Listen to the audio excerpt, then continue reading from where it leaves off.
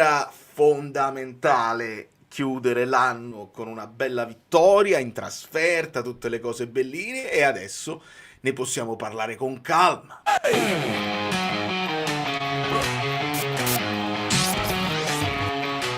Amici bellini, la strada è sincera, si lotta col cuore, non solo stasera. L'amicizia ci guida, la voce si sente, pazienza e supporto, la fiamma ardente. Le Loriane, mediano speciale, bellissimo eroe, dal coraggio reale. Senza di lui non sappiamo star bene, è il nostro pilastro. Esatto, un Oilund inarrestabile, e andiamo a parlarne. È un orario, quando riesco, insomma, che si va la mattina e posso postarvi la reaction subito a caldo, perché poi è sfiziosa e il giorno dopo sembra quasi preistorica la reaction il giorno dopo, e invece il giorno dopo vi posso portare poi direttamente l'analisi, e questa sarà un finale di anno dove possiamo giocarci anche degli altri contenuti. Stiamo preparando delle cose sfiziose insieme anche con gli amici del gruppo Telegram. Questa è la busta, che però è il pallone che non si vede. Voglio, sa da risolvere questa cosa, perché onestamente la partita sì, ce la siamo goduta, eccetera, eccetera, ma se si alza il pallone e sparisce nei cartelloni pubblicitari e non si vede niente, veramente è diventata una cosa insostenibile. Però noi godiamoci questa vittoria, ne possiamo parlare tutti insieme, e lasciate il like. Oi canno il logo Oilund, Antonella, mamma mia. Allora, sono molto molto contento. Ripetiamo delle cose magari per quelli nuovi. Alcuni concetti io li devo ripetere non solo per i nuovi, e la community mi capirà, ma anche per farli rimanere nella mia testa, in modo tale che dico delle cose e so che le ho dette e un domani magari non le ripeto più in là. Il Napoli ha sempre avuto una grande tradizione di attaccanti, di grandi numeri 9, e dovevamo continuare così, ed è importantissimo, perché se andate a vedere la maggior parte dei nostri giocatori sono tutti del 1900, l'unico che è il più giovane è proprio Oilund, e sta avendo un impatto veramente felice con il campionato, con la squadra, sta imparando, sta facendo nuove cose, le sta facendo molto bene. Questi gol che sembrano banali non lo sono, non sono per niente banali, perché là devi farti trovare pronto, devi essere fresco, scattante, una palla vagante deve essere gol, e così è stato. Quindi molto molto bene Oilund. Cavani, esatto, cioè sono tantissimi. Tu pensi anche a Osimhen, grandissimo attaccante, senza parlare di Higuain, di Mertens quando ha fatto l'attaccante, la punta vera. Insomma, abbiamo avuto degli attaccanti pazzeschi. Lo stesso Lukaku, anche a modo suo, l'anno scorso comunque è stato decisivo, quindi serviva assolutamente fare questa cosa qua. Fare anche questo investimento importante per il futuro, perché nel guardare poi la rosa che ha una certa età, tu pensi, ma poi dove lo abbiamo il nuovo Kvara che ti può far fare mercato un domani, il nuovo Osimhen? Ma ne parlo un domani, ma un domani molto lontano, Nel frattempo vediamo di fare altre cose. Per me può ancora migliorare tanto sotto porta, qualche gol se lo divora, ma va bene così, e ci siamo. Tra l'altro ricordiamolo la giovane età, perché non è uno nel prime, no? 26-27 anni che tu dici ho fatto quello, ho imparato adesso tutto quello, devo solo metterlo in pratica. Sta ancora crescendo, quindi molto molto bene. Inamovibile, anche quando rientrerà sarà un problema. È la solita domanda, Antonio. Io non penso sia mai un problema quando hai la cosiddetta abbondanza. Io ripeto un po' a tutti quello che insomma mi è arrivato all'orecchio, che insomma per Lukaku ci vorrà del tempo per avere quel Lukaku in quella forma da poter fare partite lunghe, partite di duelli. Però quello che ti garantisce Oilund ad oggi, nemmeno il Lukaku dell'anno scorso secondo me te lo garantisce, perché sì, nella protezione palla sta arrivando a quello che è il Lukaku in una migliore forma, ma ti dà anche la possibilità in velocità, il colpo di tacco, a volte sta girato e riesce comunque a girare in colpo di tacco ai compagni che si avvicinano. Un problema non sarà. sarà la possibilità per Højlund di salvare salvarsi, risparmiarsi dei minuti in modo tale da non sovraccaricarlo. Quindi io immagino idealmente in una situazione di marzo, quando poi le partite saranno tutte ravvicinate, quelle fondamentali, Højlund si fa la partita, magari la sbrocca, vabbè. E poi verso il 70° Lukaku entra e Højlund si va a riposare. Poi li puoi usare entrambi, puoi usare Lukaku boa con Højlund che gli gira intorno. Non mi pongo questo problema, io mi pongo il problema di quando tornano tutti gli altri, perché non voglio poi che McTominay e Lobotka debbano fare gli straordinari. Sono scontento perché potevamo fare almeno 3 gol. Amico mio, sicuramente sì, partita molto seria del Napoli, perché alla fine poi, se andiamo a vedere anche gli XG, il Napoli crea per 2,59, quindi potevamo andare oltre i 2 gol, abbiamo concesso veramente pochissimo, e fuori casa oramai lo sappiamo che non era più scontato, e quindi ci sta tutto questo. La sbrocca, esatto. Vabbè.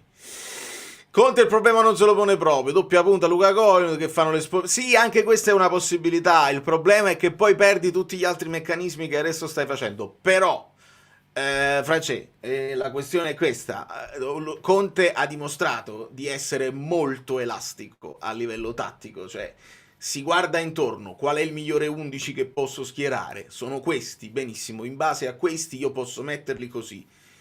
Per un periodo abbiamo visto Politano perdere il posto, adesso l'ha ritrovato ai danni di Beukema. Lang giocava, adesso è rientrato Elmas che gli dà evidentemente altre garanzie. Stiamo facendo comunque di necessità virtù con McTominay vicino Lobotka un po' più arretrato. Secondo voi quando torna Anghissà per Conte è un problema? Dici, ma dove lo mette? Si trova assolutamente e si darà la possibilità a tutti di ruotare ancora di più. Højlund può migliorare, siamo d'accordo, ma non ci dimentichiamo che Cavani nelle stesse partite in cui faceva doppiette se ne mangiava 3 o 4 in mezzo a Matador, ma bisogna tenere conto, si sbaglia, ma assolutamente, esatto. È bene ricordarlo, a me molto meglio uno che crea quadro, si trova nelle condizioni, a volte se le crea lui, a volte gli arrivano, perché poi l'attaccante deve essere anche calamita di palloni, trovarsi nel modo giusto, nel momento giusto, nella posizione giusta. Meglio uno che arrivano 5-6 palloni e una la butta dentro che un altro che gliene arriva una sola. Vuol dire che la squadra non sta mettendo in condizione la punta di avere occasioni, e vuol dire che magari lui non sta vispo a sfruttare le occasioni. Quindi molto bene così. Allora, Forza Atalanta. Ah sì, è chiaro. Avevo detto, ma perché?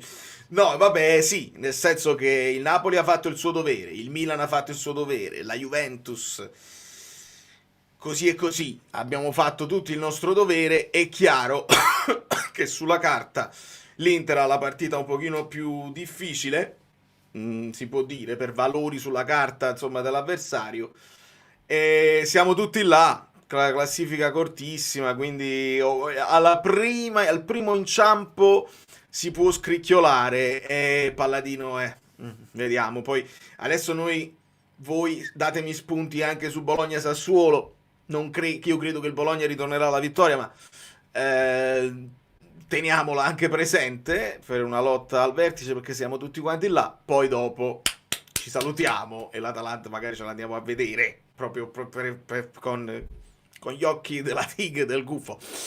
Amico Bellino, buona domenica, tutto bene? Sì, amico mio, sì, mi sono arrivato, grazie per preoccuparvi, insomma, di questa cosa. Molti mi hanno mandato che emergenza neve.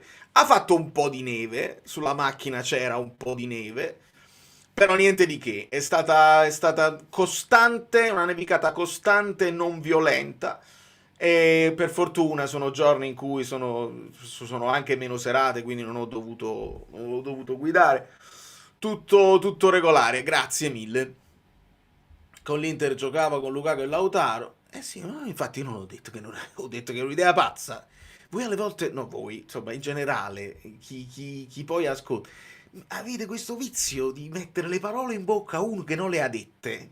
Nel video con l'immagine di De Bruyne mi sono state dette cose pazzesche, veramente. Però è per questo che io i video li faccio lunghi, perché in modo tale che chi poi li vuole ascoltare per bene, io metto a posto una serie di cose e cerco di essere il più inequivocabile possibile. Invece alcuni preferiscono anche il contenuto breve, in modo tale che sei equivocabile, si crea la discussione, più interazioni, più click, eccetera, eccetera. Comunque sì, assolutamente. Non c'è proprio problema. Io penso che più che un problema Lukaku è un pregio. Almeno Lukaku non ha fretta e si mette in forma top. Assolutamente.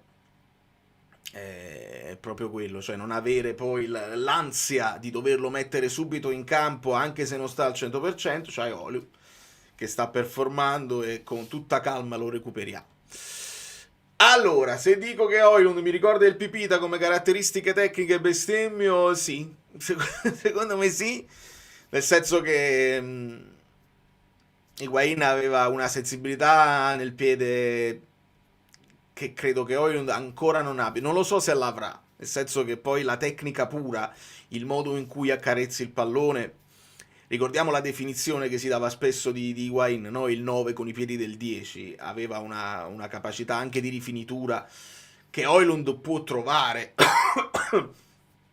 Però la tecnica pura, Higuain faceva delle cose, non ricordiamo solo l'Higuain nostro, c'è un Higuain al Real Madrid, c'è un Higuain alla Juve che comunque ancora se lo rimpiangono, poi si è perso perché lì poi la differenza la farà la vita da atleta, la voglia di andare oltre anche i propri limiti e di crescere. E Højlund ha davanti a sé tutto questo, ha una fame incredibile, cosa che Higuain forse non aveva. Higuain non aveva quella fame di Cavani, quella fame di Osimhen, aveva però una tecnica straordinaria, non lo possiamo negare, anche se ci sta meno simpatico di altri, perché poi al di là dei valori tecnici alcuni giocatori restano nel cuore di tutti noi, altri meno, ed è una questione assolutamente soggettiva. Mi sto accorgendo che se per Kvara c'è un problema per Højlund e Højlund, hai ragione amico mio, ma questo è pure facile, perché non è che uno...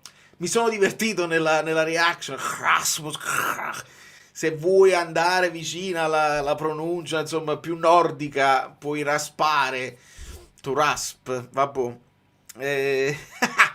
Però sì, Højlund, proprio se lo leggi con la J come se fosse una I, è difficile dire Højlund. Perché dire Højlund? Proprio non ci sono proprio i presupposti. Però va bene così. Grande Daniele, grazie mille. Ti bacio. Buone feste anche alla tua famiglia, mi raccomando. Si viaggia sulle ali dell'entusiasmo di un trofeo nazionale o, se vogliamo, internazionale. Infatti, vedi, tu me lo dici, che arricchisce un club che vuole affermarsi a livello internazionale. È giusto, perché se c'è una cosa positiva dell'andare a giocare poi questa roba in Arabia è che anche loro hanno tutta la voglia, tutto l'interesse di pubblicizzare la cosa, nonostante magari avessero la speranza di giocarsela con l'Inter e col Milan. Però si è giocato là, lo dovete fare, i post li dovete fare sul Napoli, e quindi in qualche modo qualcuno di nuovo si attrae. Grazie Daniele e grazie Nick, sempre, perché tu sei sempre presente. Qualcuno deve chiedere scusa a JJ, immenso, io nella mia massima onestà sottolineo, ma perché teniamo gli occhi addosso, ed è giusto che sia così. Insomma, c'è stata una sbavatura che è quella, è una che la devi accettare, come gli scappa Orsolini quella mezza volta. In questo caso c'è stato solo un colpo di testa che lui respinge per vie centrali, però ancora una volta si fa una partita, la partita di Juan Jesus è ancora più difficile perché se la fa col cartellino addosso. E il discorso del cartellino ci lega al discorso arbitrale. Mariani in generale non male, se devo dare un giudizio complessivo, però Pezzella ti manda a cagare con il braccio alto platealmente e gli parli. La protesta di Juan Jesus, che era una protesta su un fallo sullo Botka, tra l'altro nettissimo, lo ammonisci subito. lì mi è sembrata un po' di discrepanza, onestamente, proprio a distanza di pochi minuti. Altri falli della Cremonese, dettagli che insomma si potevano valutare, però lì non mi è piaciuto, non mi è piaciuto la gestione dei cartellini. Hanno fatto giocare sia Juan Jesus che McTominay più di mezza partita con l'ammonizione e non mi pare proprio caso, onestamente. Un lemon character moving his head from left to right with his mouth wide open and red hearts in his eyes. Questo è un limone innamorato. Grazie mille, Daniele. Stanley on the only. Stanley Lobotka. Molto. Quanto è bello Lobotka, moltissimo. Moltissimo. Tore ci faceva notare la posa da supereroe nel gruppo Telegram. Vabbè, ti dà un equilibrio, veramente è difficile trovare parole nuove per descrivere l'importanza tecnico-tattica di Lobotka. E sta cominciando, cioè non è che sta cominciando, una cosa che si nota poco, perché lui tende a giocare sul corto, che è importante per il ritmo, però qualche sventagliata, vedete, io in pre-partita vi ho detto con la squadra baricentro basso, col blocco basso devi fare qualche sventagliata, devi fare delle sovrapposizioni anche sovraccaricando, e quindi Lobotka fa anche tutto questo. Buonasera a tutti, come va? Mario, grande Napoli, ora pronti a gennaio con l'elmetto, ma chi parlava di Højlund che fine ha fatto? Io non mi posso ricordare, caro amico mio, tutti i nomi, perché alcuni di voi siete quelli là, ovviamente, gli assidui della community, altri sono un pochino più saltuari, quelli che hanno un'idea magari contro Conte, vengono quando Conte non performa bene, idem per quanto riguarda i calciatori. E poi si sta un po' più quiet, si sta un po' più silenziosi quando le cose non avvengono e non c'è niente da dire. Altri invece si divertono anche provano orgoglio, dei take pride, a chiedere scusa, nel senso, avevo un'idea, mi sta dimostrando tutt'altro, sono contento di essere smentito, è anche bello essere così come tifosi. Io ho delle idee molto precise sui calciatori del Napoli, ma mi vedrete sempre essere più prudente nei giudizi, perché non ha proprio senso scagliarsi a prescindere e poi fare anche una brutta figura quando magari si svegliano, eccetera eccetera. Io poi nel mio privato posso darvi tranquillamente le mie opinioni anche più trancianti, però non aggiungo niente alla discussione, semplicemente fai schifo, non si può, vabbè. Poi fanno le cose e allora dici, ti chiedi scusa, è una cosa a volte evitabile. Scott sontuoso, anche sacrificato, gioca da sicurezza, almeno 2 occasioni chiare a partite se le guadagna, e poi che bello vederlo sorridere con Højlund, il nostro Napoli. Scott anche oggi mi è sembrato aver fatto una partita in crescendo, primi 20 minuti, pochi palloni toccati magari, però l'abbiamo dipinto bene, nel senso che ha accettato, ha embraced questo nuovo ruolo di mediano proprio, che poi non è nuovo per lui, è nuovo col Napoli, perché lui ha sempre fatto anche questo. Però ricordiamocelo, e lui ce l'ha detto in intervista, che lui era un numero 10 quando era piccolino, e quindi c'ha l'istinto di stare lì tra le linee, di tirare in porta, di sgusciare. Poi si è ingrossato fisicamente e lo hanno cominciato a sfruttare anche per le sue doti fisiche. Però è di una serietà assoluta. E sì, si sta anche guadagnando con gli inserimenti, qualche tiro da fuori. Il gol tornerà e non, tra virgolette, non ho fretta, anche se io con McTominay urlo tantissimo quando sì. Allora, il secondo gol di Højlund e assist di Scott? Beh, lì è dove c'è stato il clash con Zerbin. Io poi non lo so se la palla l'ha toccata, eccetera eccetera. Se l'hanno considerato così, tanto meglio. Fammi vedere se lo hanno... sì, hai ragione. È bello, dai, è bello che che entri nel cartellino. E io me lo sono tolto al fantacalcio. Però ho preso Oilund, onestamente, e non me ne trovo pentito. È andata bene. Viviano, che va ospite in Mediaset, disse Oilund non farà più di 8-9 gol stagionali. Grande conoscitore di calcio. Vedi, quando poi uno, bam, trancia con quelle cose, se poi la cosa non avviene si devono tenere l'opinione poi che uno ha di sé. Più prudente, dici, vediamo, magari non lo so quanto potrà fare, vediamo se nello schema, dico, ci sono molti modi per dire delle cose così, se invece vuoi tranciare, ti prendi le visualizzazioni al momento e poi se le cose non vanno come devono andare, non vanno. Esatto, diventa Eziolino Capodanno, quindi esce la rana, vabbè. Valeria, non è stato detto oggi e fai bene a dirlo tu, ma è così, è difficilissimo. Noi lo ricordiamo quando poi quelle volte in cui abbiamo dovuto farne a meno e con la speranza, insomma, di una crescita di Gilmour che possa prendere quello che sono i suoi compiti, perché poi il ruolo lo fai. Puoi mettere Elmas, puoi mettere Vergara, puoi mettere McTominay, puoi mettere Anghissà in quel ruolo, in quella zona di campo. Sono poi i compiti che sono diversi. Gilmour è proprio un giocatore. Noi con tutta la voglia vogliamo sperare che sia simile, ma non lo è. Ha caratteristiche diverse, si inserisce anche di più, ha molto di più il lungo, però a volte non ha quello stesso impatto fisico, alle volte pecca un pochino di concentrazione in quei mini movimenti, in quei centimetri.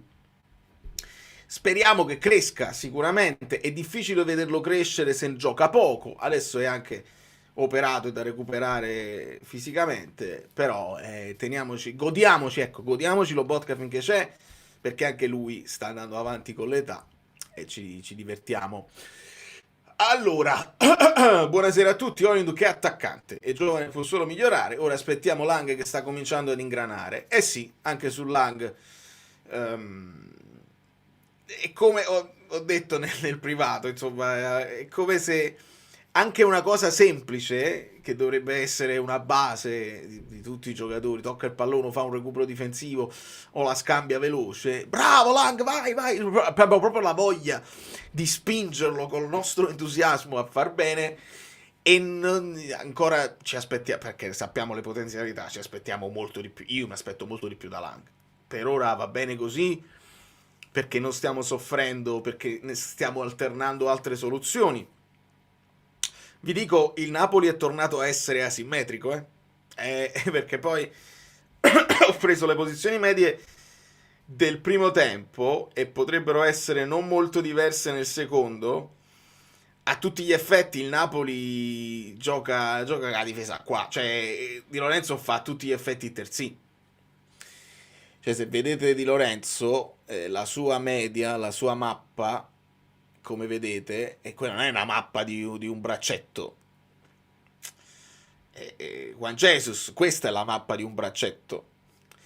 Mentre ha una mappa quasi sovrapponibile a quella di Spinazzola, che la vedete qua. Di conseguenza è come se il Napoli fosse tornato a essere asimmetrico un po' come quel 4-1-4-1 che stavamo facendo, con Elmas che ha preso un po' il ruolo di McTominay che ha preso un po' il ruolo di De Bruyne, se vogliamo, quindi che comincia più dietro con caratteristiche ovviamente diverse. La novità è questo Neres molto più vicino ad Oilund alla punta, che più o meno era anche quello che era chiamato a fare Anghissà con caratteristiche diverse.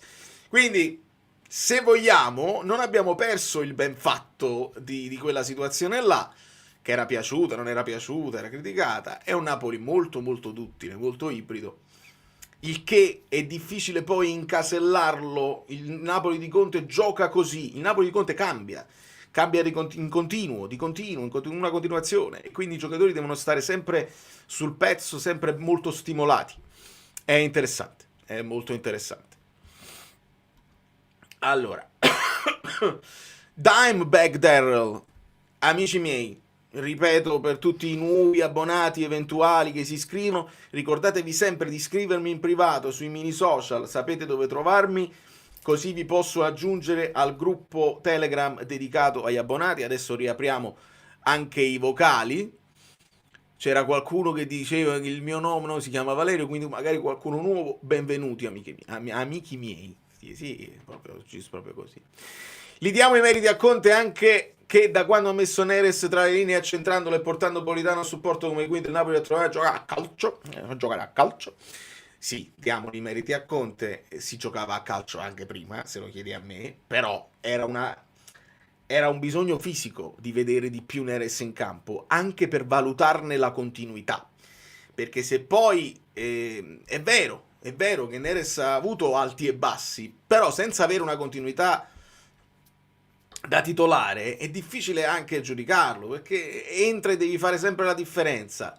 Ricordo già dall'anno scorso, insomma, la voglia di vedere in campo Kvara e Neres contemporaneamente, non per dare addosso a Politano, ma perché Neres ha delle caratteristiche, ha dei colpi che altri non hanno, sono unici della nostra rosa.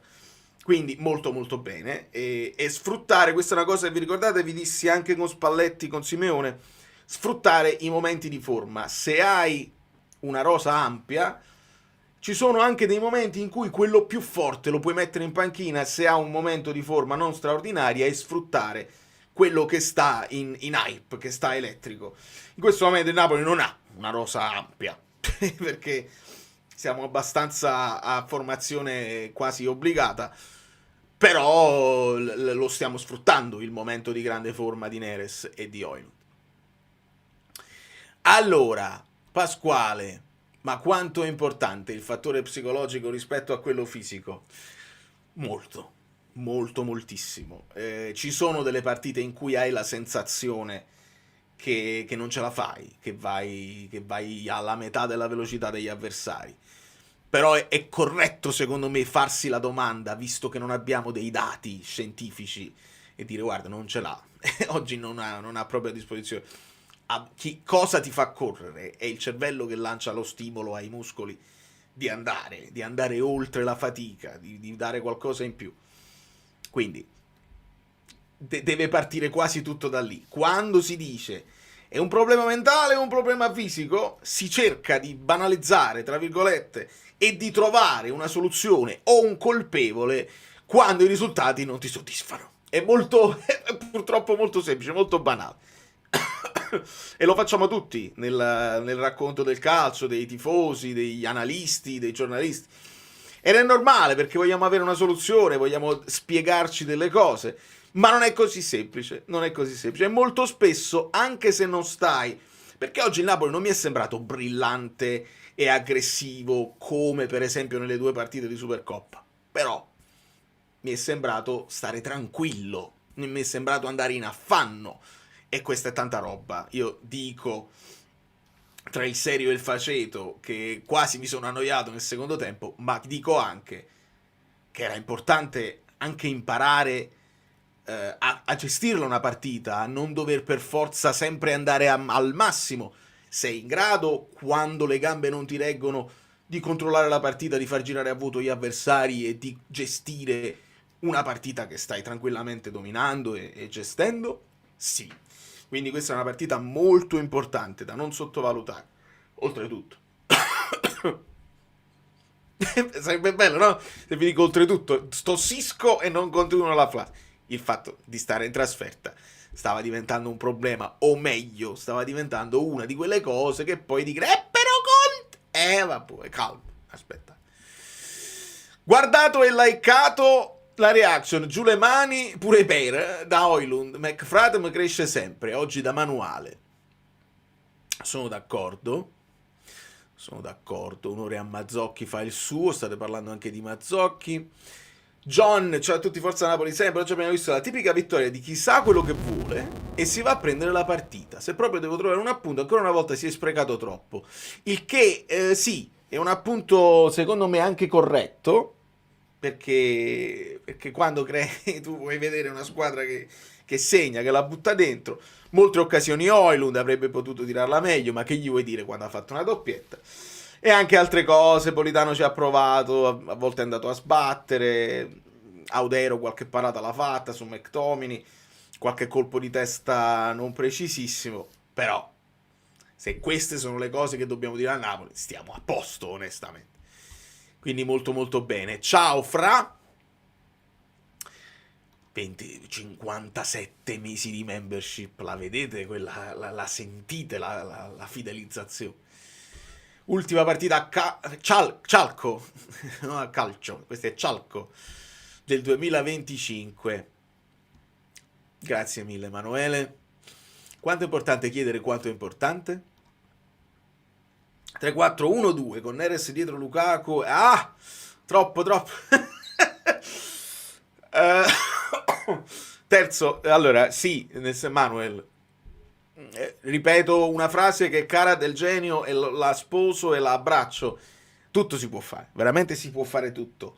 Non credo, ti dico la mia opinione, non credo che si voglia esagerare, perché poi il concetto dell'equilibrio c'è sempre nella testa di Conte, che spesso, vedi, nelle ultime partite Elmas gli garantisce, anche se non ha fatto secondo me una grande partita Elmas, però gli garantisce in fase iniziale quel giocatore un po' jolly che ti può fare anche fisicamente un impatto sul centrocampo rispetto a un Lang.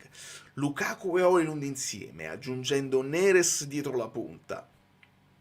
Chi sacrifichi, chi togli da mezzo, perché a 4 poi devi sempre mettere, a quel punto io mi giocherei di Lorenzo avanti e non braccetto. Ecco, se vuoi fare questa cosa qua, magari con 3 difensori puri, Beukema, rispolverare Beukema quando tornerà, con Rachmani, Jesus, o Buongiorno quando ci sarà, Spina, Gutierrez o anche Olivera dall'altra parte, quindi per stare un po' più coperto in altre zone si può fare, però non aspetto che Conte lo faccia e poi lo giudichiamo. Questa è l'unica pecca ultimamente, con 2,59 XG i top club fanno 4 gol. Migliorato questo aspetto, siamo pronti per il 2026 clamoroso. Gutierrez e Di Lorenzo come qui, infatti sì, così mi piace, è un pochino più quadrata, è un po' più coperta e permetti poi così. Secondo me non è, anzi è anche entusiasmante come possibilità. Se Conte ragiona sul fatto che questi sono i miei 11 migliori e intravede in Lukaku, che è tornato però in grande forma, quindi più in là, meglio di un altro, per esempio di un Politano, di un Lango, di uno stesso Elmas, e dice questo è meglio di, vedrai che anche Conte trova il modo di utilizzare i suoi migliori 11 inventandosi un altro modo. Si può fare, assolutamente si può fare. Stiamo giocando molto meglio, onore a Mazzocchi e Lucca che entrano solo negli ultimi 8 minuti scarsi. Immagino tu intenda gli 8 minuti scarsi, non loro scarsi, che sarebbe ingeneroso. Sì, nel senso di sì, è chiaro, ci sono meno minuti. Uno come Mazzocchi probabilmente è anche consapevole di far parte di un gruppo e di non essere un protagonista assoluto, insomma, della rosa. Ci sta. Lucca è un altro che, non so se state notando in tutte le interviste di Manna, anche Conte lo dice in conferenza, lo stanno pungolando, lo stanno invitando a dare anche di più negli allenamenti, a ritagliarsi i suoi minuti, ad aumentare i minuti che si può ritagliare, con il lavoro, con un'applicazione ancora maggiore magari in allenamento. Dobbiamo capire se effettivamente queste voci di mercato esistono, se si possono sfruttare, se il Napoli ci sta pensando, se lui ci sta pensando, perché potrebbe anche essere che lui nel momento in cui vede Højlund sostituire Lukaku dice allora io qua che ci sto a fare? Højlund ha questo impatto e io sparisco ed è un peccato anche così.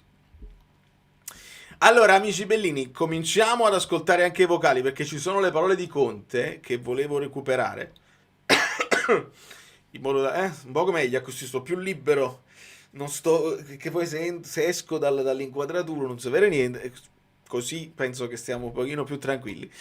E scivolo per andare a cercare le parole, sta pure Højlund, le parole di Conte recuperate da Fabio Versatile come sempre. Andiamo. Stiamo raccontando del 2-0 del Napoli qui contro la Cremonese, grazie alla doppietta di Rasmus Højlund. Napoli che manda un messaggio importante guardando alla classifica, rispondendo al Milan in attesa dell'Inter questa sera. Fotografiamo la partita insieme all'allenatore Antonio Conte con Giovanni Barsotti, benvenuto. Sì, grazie, buonasera a tutti. Grazie. Mister, era una partita antipatica questa, volendo, perché lunedì avete vinto la Supercoppa, in mezzo il Natale, quindi i festeggiamenti, si chiude il 2025 favorevole. Aspetta, i Natale, festeggiamenti, ho visto una cosa, Rino Simeone riceve una membership gift da Alessio, quindi ringraziamo Alessio, grazie Alessio. Questa è bella sta cosa della community, la possibilità di donare una membership, un abbonamento al canale.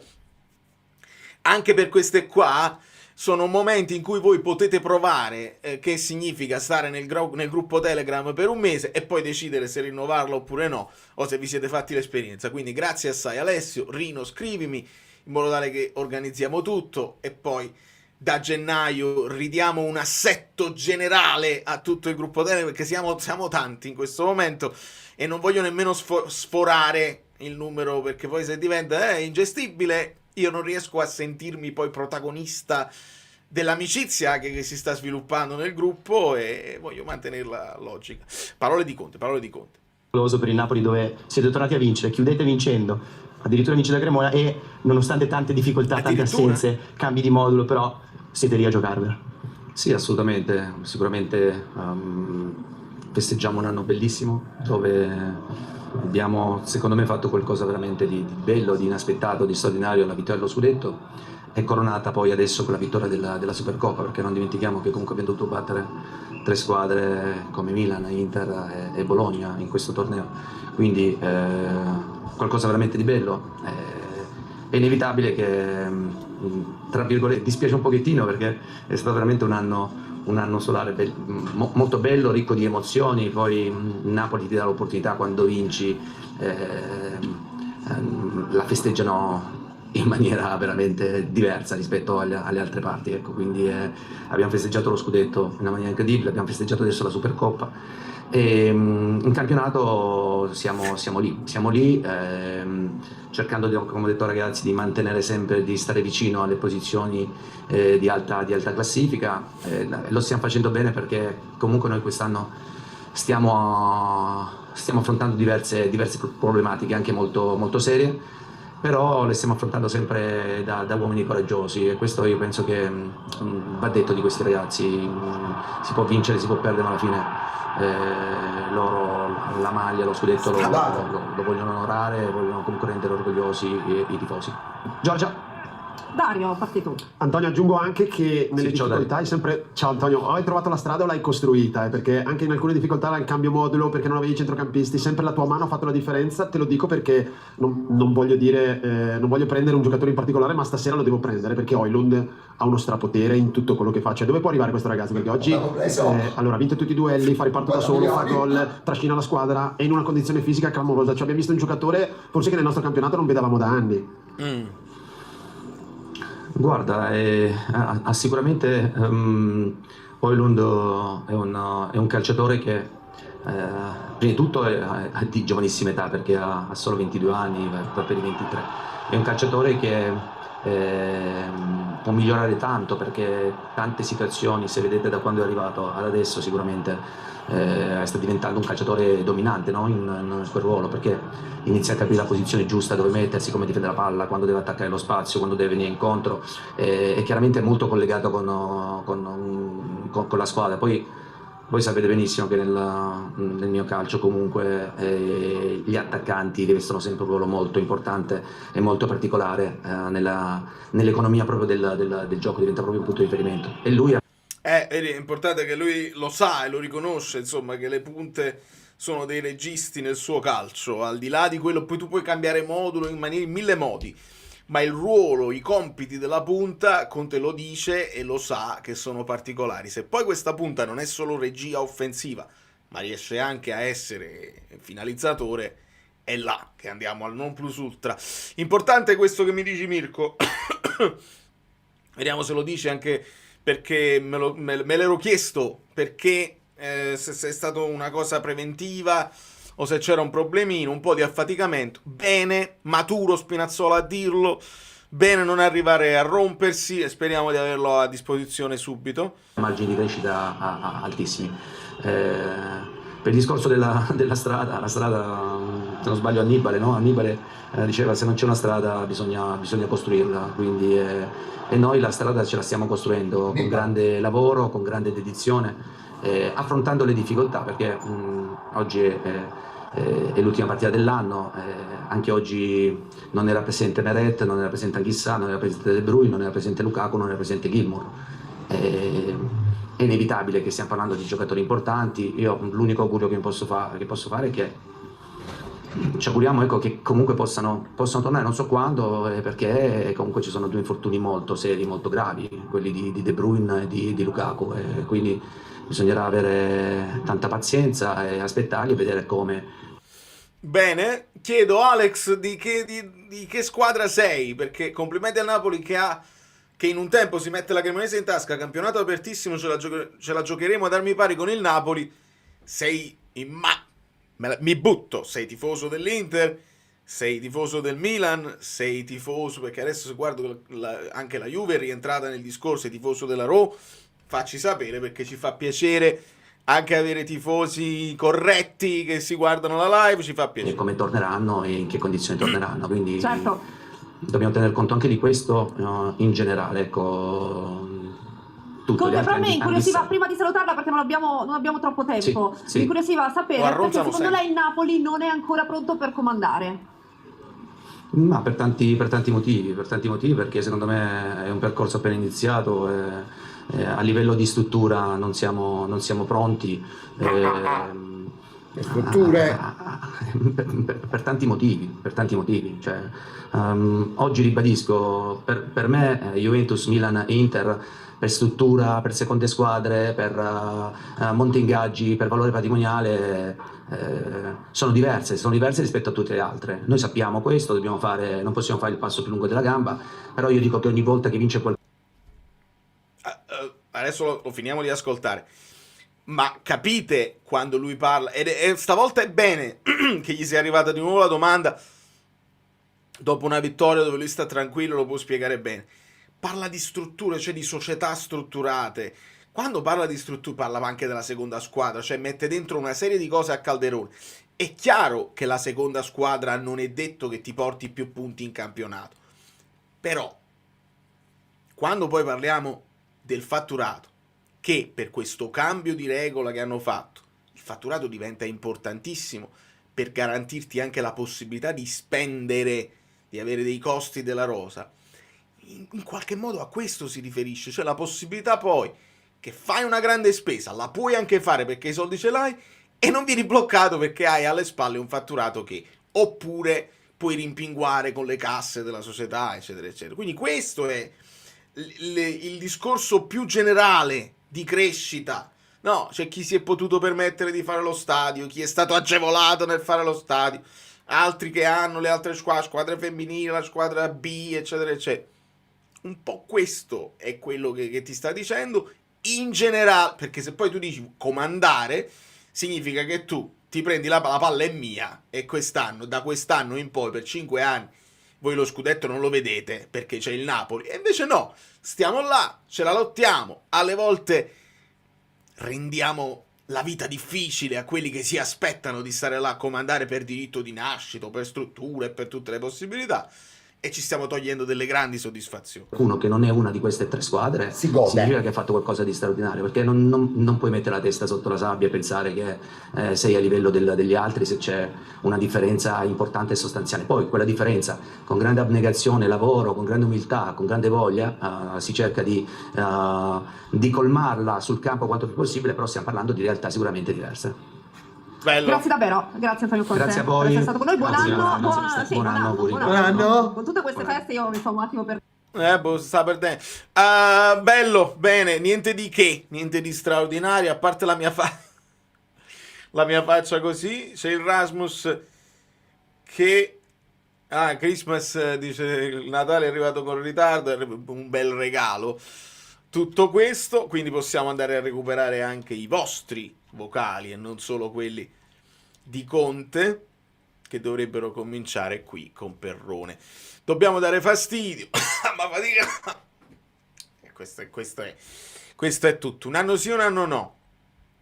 Sono ospite della vostra città, perciò non assolutamente contro il Napoli, anzi siamo il Napoli napoletani. Sono 20 anni che vengono alla vostra splendida Napoli. Fammi capire se hai anche detto la tua squadra.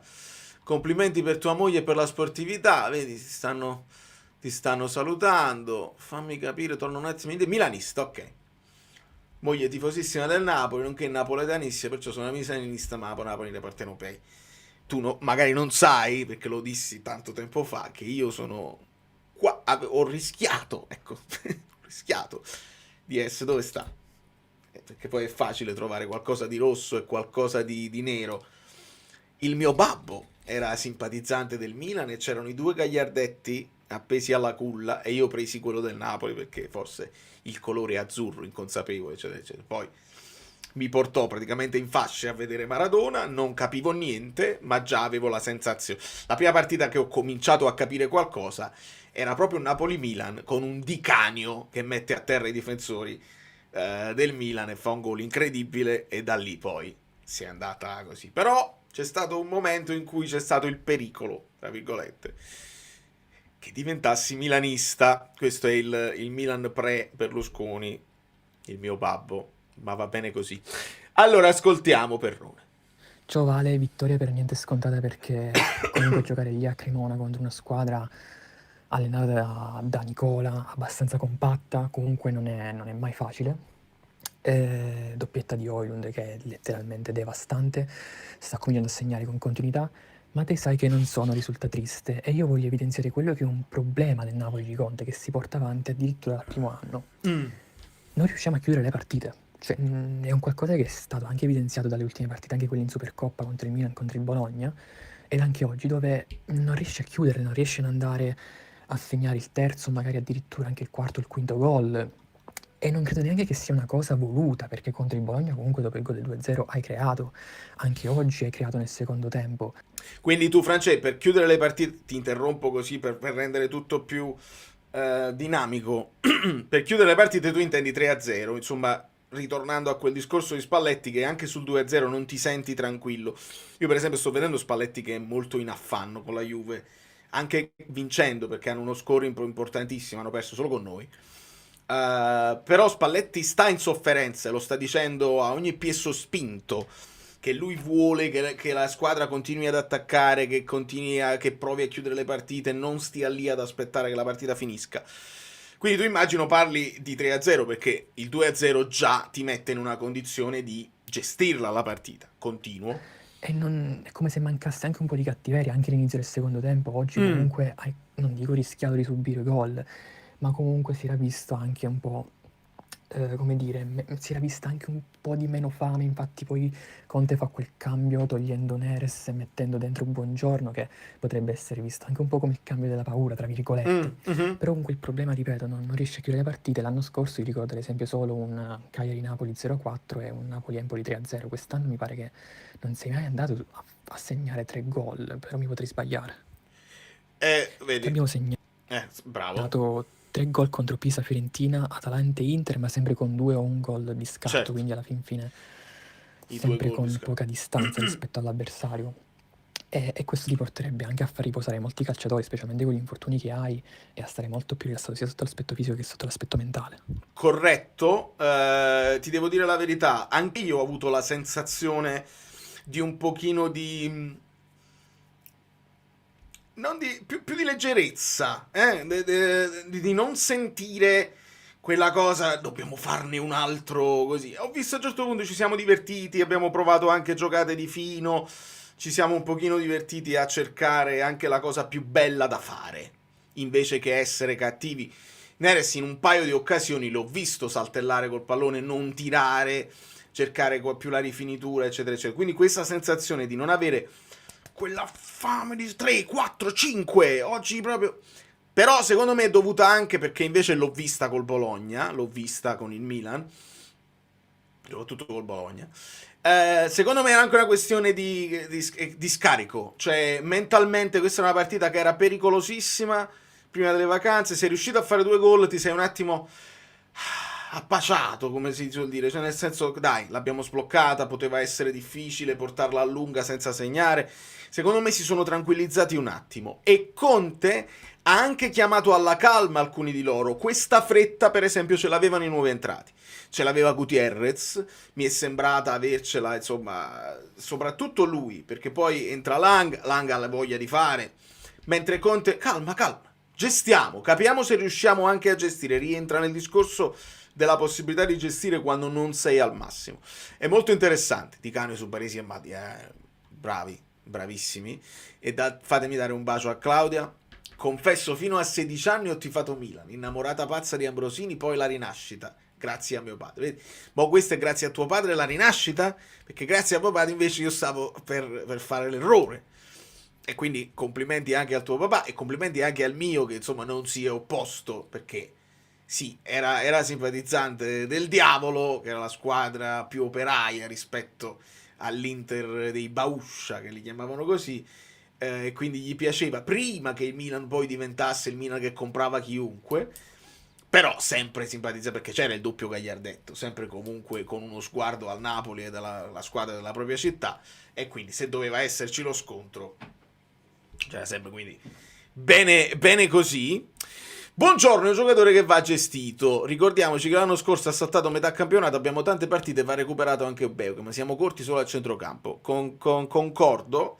Penso che ci siamo oramai, cioè finché Juan Jesus sta bene fisicamente, lui ha detto io mi sento proprio bene, mi sento proprio in forma, mi sento in grado di fare partite, e quindi Conte secondo me fa bene a sfruttarlo, perché sta performando bene, non ti senti in difficoltà o in pericolo con Juan Jesus là dietro, e poi inserisci Buongiorno, gli fai fare minuti, non gli fai perdere il ritmo gara, però non lo fai affaticare, non lo sfrutti proprio troppo. Quindi secondo me è importante.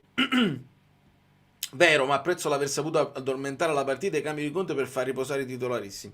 Anche questa è una cosa che gli chiedevamo. Se è vero che Spina ha chiesto il cambio e quindi arriva al 45esimo, il che significa non sprecare uno slot, al 51esimo entra Lang.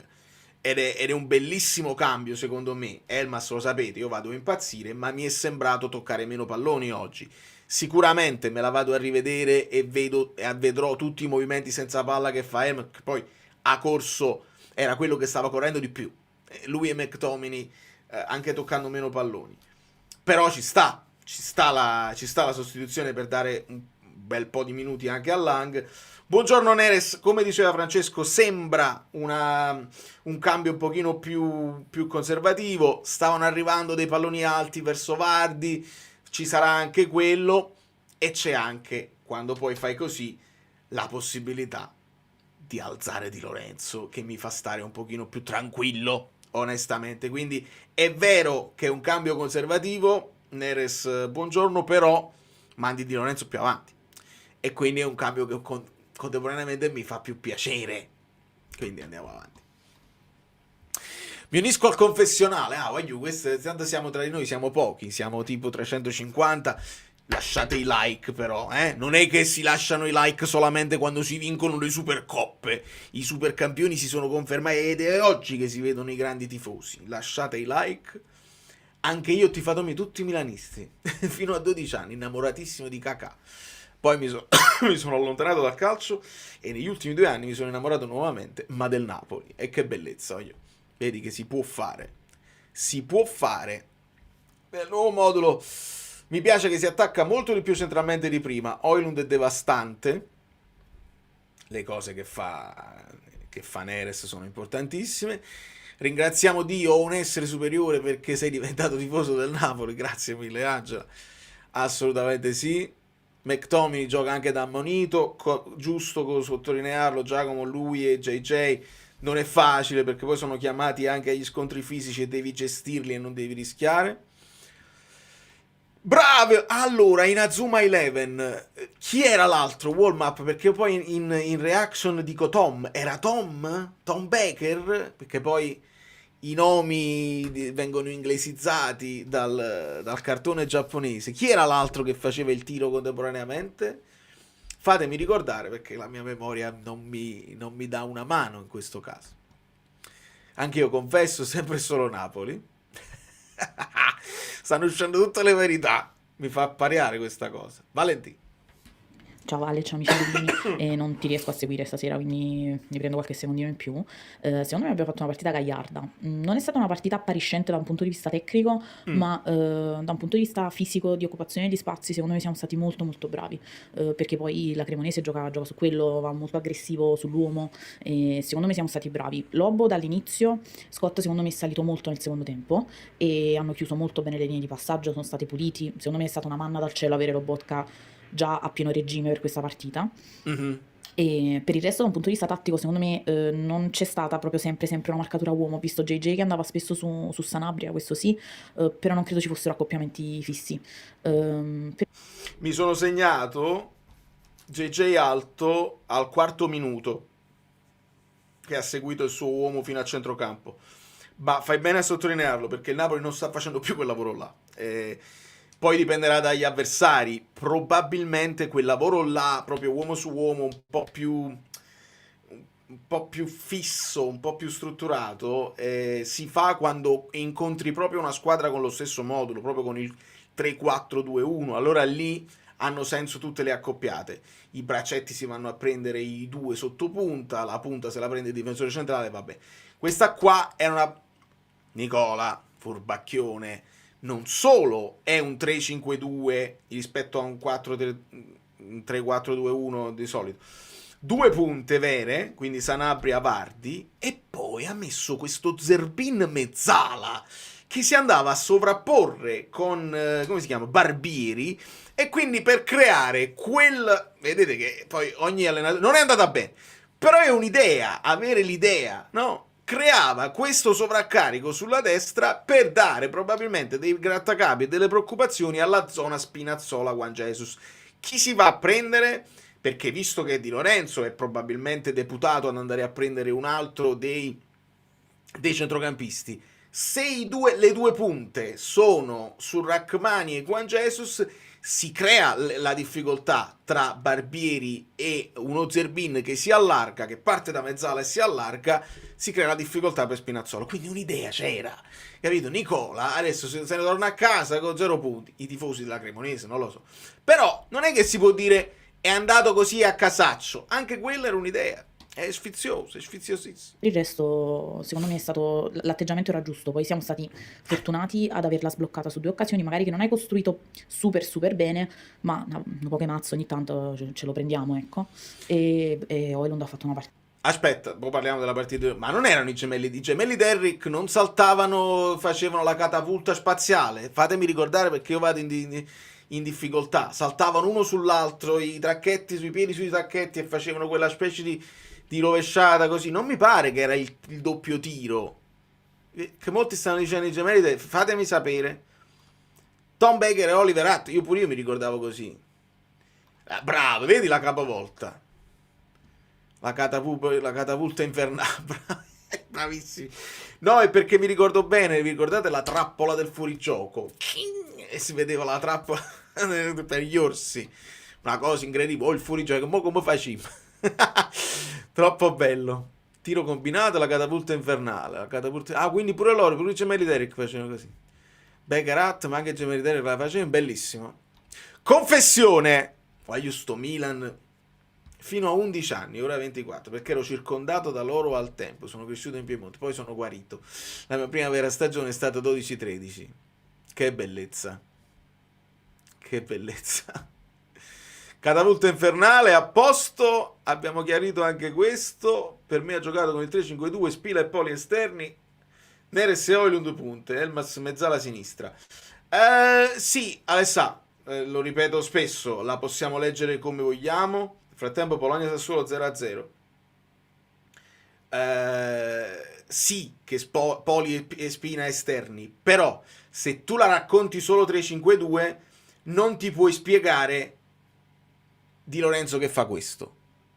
Poi è difficile da far vedere, ma come vedi sta proprio tocca la linea e arriva fino in fondo. questa è una hitmap di un terzino. Quindi quando io vedo l'hitmap di un terzino, visto che Spina ha la stessa hitmap più o meno, che vi faccio vedere qua, poi ancora di meno perché giustamente gioca solo un tempo, sono l'hitmap di 2 terzini. Poi Elmas, hai ragione, sta molto più dentro, fa più la mezzala che il trequartista, anche lui poco perché viene sostituito. E Deres sta effettivamente che gira. Ecco perché parlo posso parlare del 4-2-3-1 in generale o 4-1-4-1, però asimmetrico, perché a sinistra non hai quel Politano che si sovrappone con Neres e con Di Lorenzo, ma è proprio bello da ripetere, da parlare, perché ti fa capire proprio dove calpesta, dove toccano il pallone, è proprio sfizioso. Allora, Julian Ross, che era più forte di Olli, hai ragione, sì, lo dicono tutti, l'abbiamo visto giocare poco però. Cioè onestamente ho visto troppe poche partite, ho visto gli highlights di Julian Ross, ma lo dicevano tutti che aveva più classe. Poi ovviamente avendo il problema la Eriksen non poteva sforzare troppo, perché poi c'era un rischio serio. In Serie A non l'avrebbero fatto giocare, poteva giocare in Premier League Julian Ross, però veramente veramente forte, più classe, più numero 10, perché Olli alla fine era un all-rounder, anche punta se vogliamo, partiva dall'altro paese e si faceva tutto il campo così, ma era più finalizzatore. Julian Ross mi sembra che fosse un po' più numero 10, diciamo. Allucinante, veramente è cresciuto tantissimo in questo lavoro di protezione palla, ha fatto impazzire Baschirotto, che tutto si può dire tranne che è piccolo, quindi da un punto di vista fisico in teoria avrebbe dovuto avere la meglio. Neres forse l'ho visto un pochino più appannato del solito. Sì. Langen e Gutierrez mi sono piaciuti, secondo me sono entrati bene. Forse JJ un po' in calo, però onestamente secondo me è stato molto innervosito dall'arbitro dopo quell'ammonizione, perché veramente l'ha luccato come una pazza. Dopo che è stato mandato 14 volte a fanculo, Mariani ha deciso di ammonire JJ, forse perché è stato troppo educato. E niente, un bacio. Forza Napoli sempre. Però se adesso non hai aggiunto e poi volevo dire, mi arrabbio, scendo, eccolo qua. E segnaliamolo che Conte a un certo punto a DAZN mi ha fatto ridere sta cosa, perché sembrava che Milinkovic dovesse marcare a uomo Vardy, però in realtà Conte gli ha detto di stare molto molto più alto, e in un paio di occasioni si è vista sta cosa, per chiudere la profondità a Vardy, perché la Cremonese la prova assai questa palla in profondità per Vardy, quindi è stato attento Milinkovic quando l'ha dovuto fare. Non ti fare male, però molto interessante sta cosa qua, questa non l'avevo notato, molto bello. Domani in analisi ci divertiremo. Che sta succedendo qua? Mi confesso, fino a 8 anni non capivo e guardavo più alla Juve, condizionato dai miei amici. Poi arrivò Diego e da allora non è stato più lo stesso. Waiu, che bellezza! Cioè proprio stiamo proprio aprendo il cuore Bravi, bello. È tutto molto bello. Forza Olli e Benji sempre. Pierre Leblanc era forte, il 10 della Francia, sì.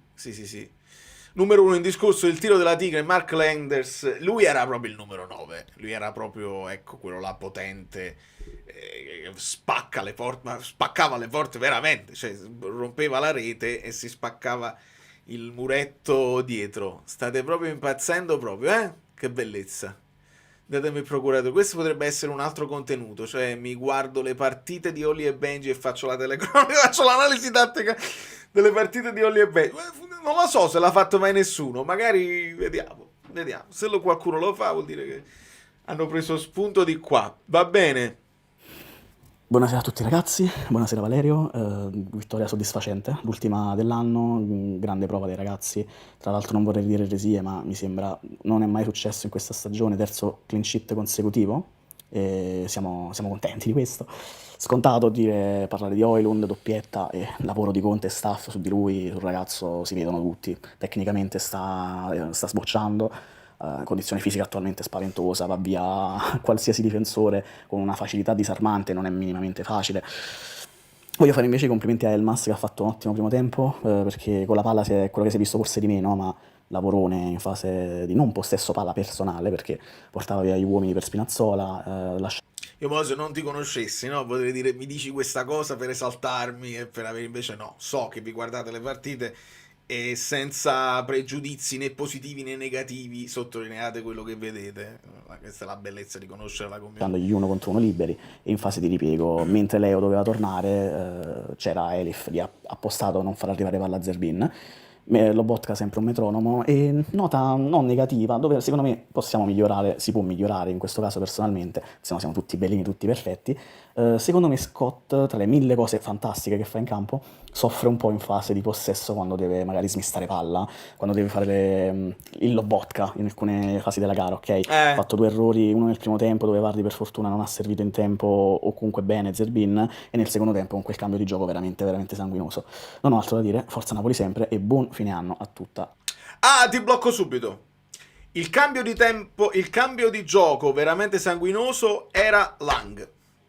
Il telecronista dice McTominay anche a me, anche nella mia telecronaca dice McTominay, ma quel cambio di gioco era Lang. Ho visto proprio il numero 70 e fa quel cambio di gioco a volo, lo rivedo perché può essere di aver visto male, ma in quel momento mi pare al 99% che fosse stato Lang a metterla così alla cieca al centro. Quindi sì, però come McTominay anche Lobotka con un paio di passoni. I passoni sono i palloni o i passaggi e diventano i passoni, che non sono le uvette, i canditi, i appassiti del... Ma il presidente cosa voleva dire con il post sulla telecronaca Sky? Amico mio, non lo so, nel senso che lui dice mi sono molto divertito e lo mette tra virgolette con la telecronaca Sky. Qualcuno ho letto come risposta, dice ma quella c'era, la telecronaca era di DAZN, non era...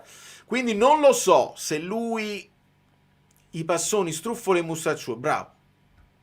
Quindi non lo so se perché visto che io la seguo su Paramount Plus, non lo so se c'è stata una telecronaca Sky faziosa, se c'è stata una telecronaca da DAZN che non gli piace, se era una zeppata a quelli o una zeppata agli altri, non lo so, me lo potete dire voi più precisamente, perché non, io ovviamente stando qua posso girare da quella inglese di Paramount Plus a quella italiana che non so da dove viene, quindi non lo so cosa intendeva il presidente.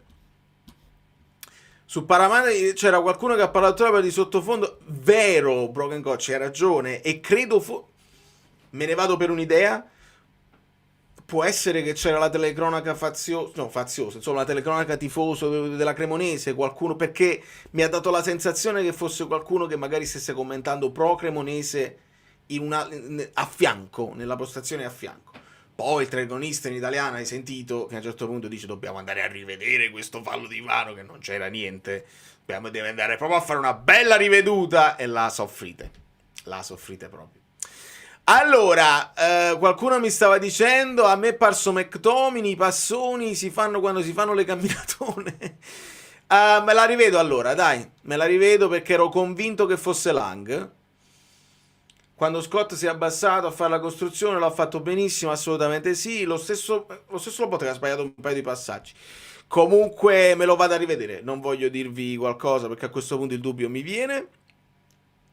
Su DAZN è stata normale, non mi pare di aver sentito niente di particolare, e può essere che si riferisca a qualche vecchia telecronaca. Io sotto questo punto di vista, lo sapete, sono molto attento anche io, e a volte mi dà fastidio mi danno fastidio alcuni racconti non propriamente equilibrati, però me ne vado per un'idea perché nelle ultime uscite di De Laurentiis si è messo a scherzare con Pardo dicendo ma tu la telecronaca, tu sei tifoso di questa squadra eccetera eccetera, quando Pardo a me mi è sembrato uno di quelli che urla di più quando segna il Napoli, e non mi è sembrato mai avere una sensazione di sofferenza quando il Napoli va in vantaggio.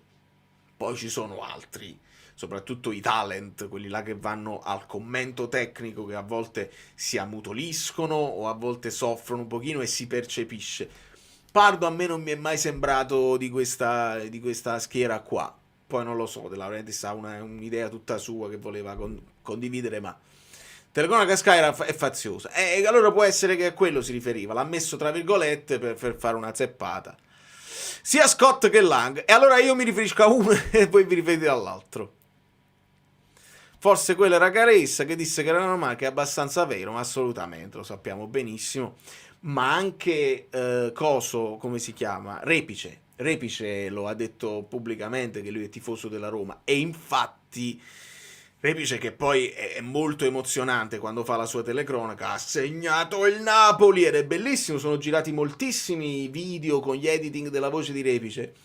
È venuto meno proprio nella partita con la Roma, Repice. Lì lui mi è sembrato appigliarsi un pochino, proprio è uscito fuori il tifo che non riusciva a mantenere, è uscito fuori. È umano anche lui, va bene così.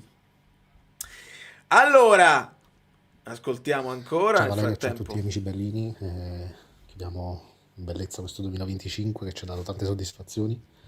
a Buona posto. partita da parte di quasi tutti, non benissimo Elmas che ha toccato pochissimi palloni, circa una quindicina credo. Sì.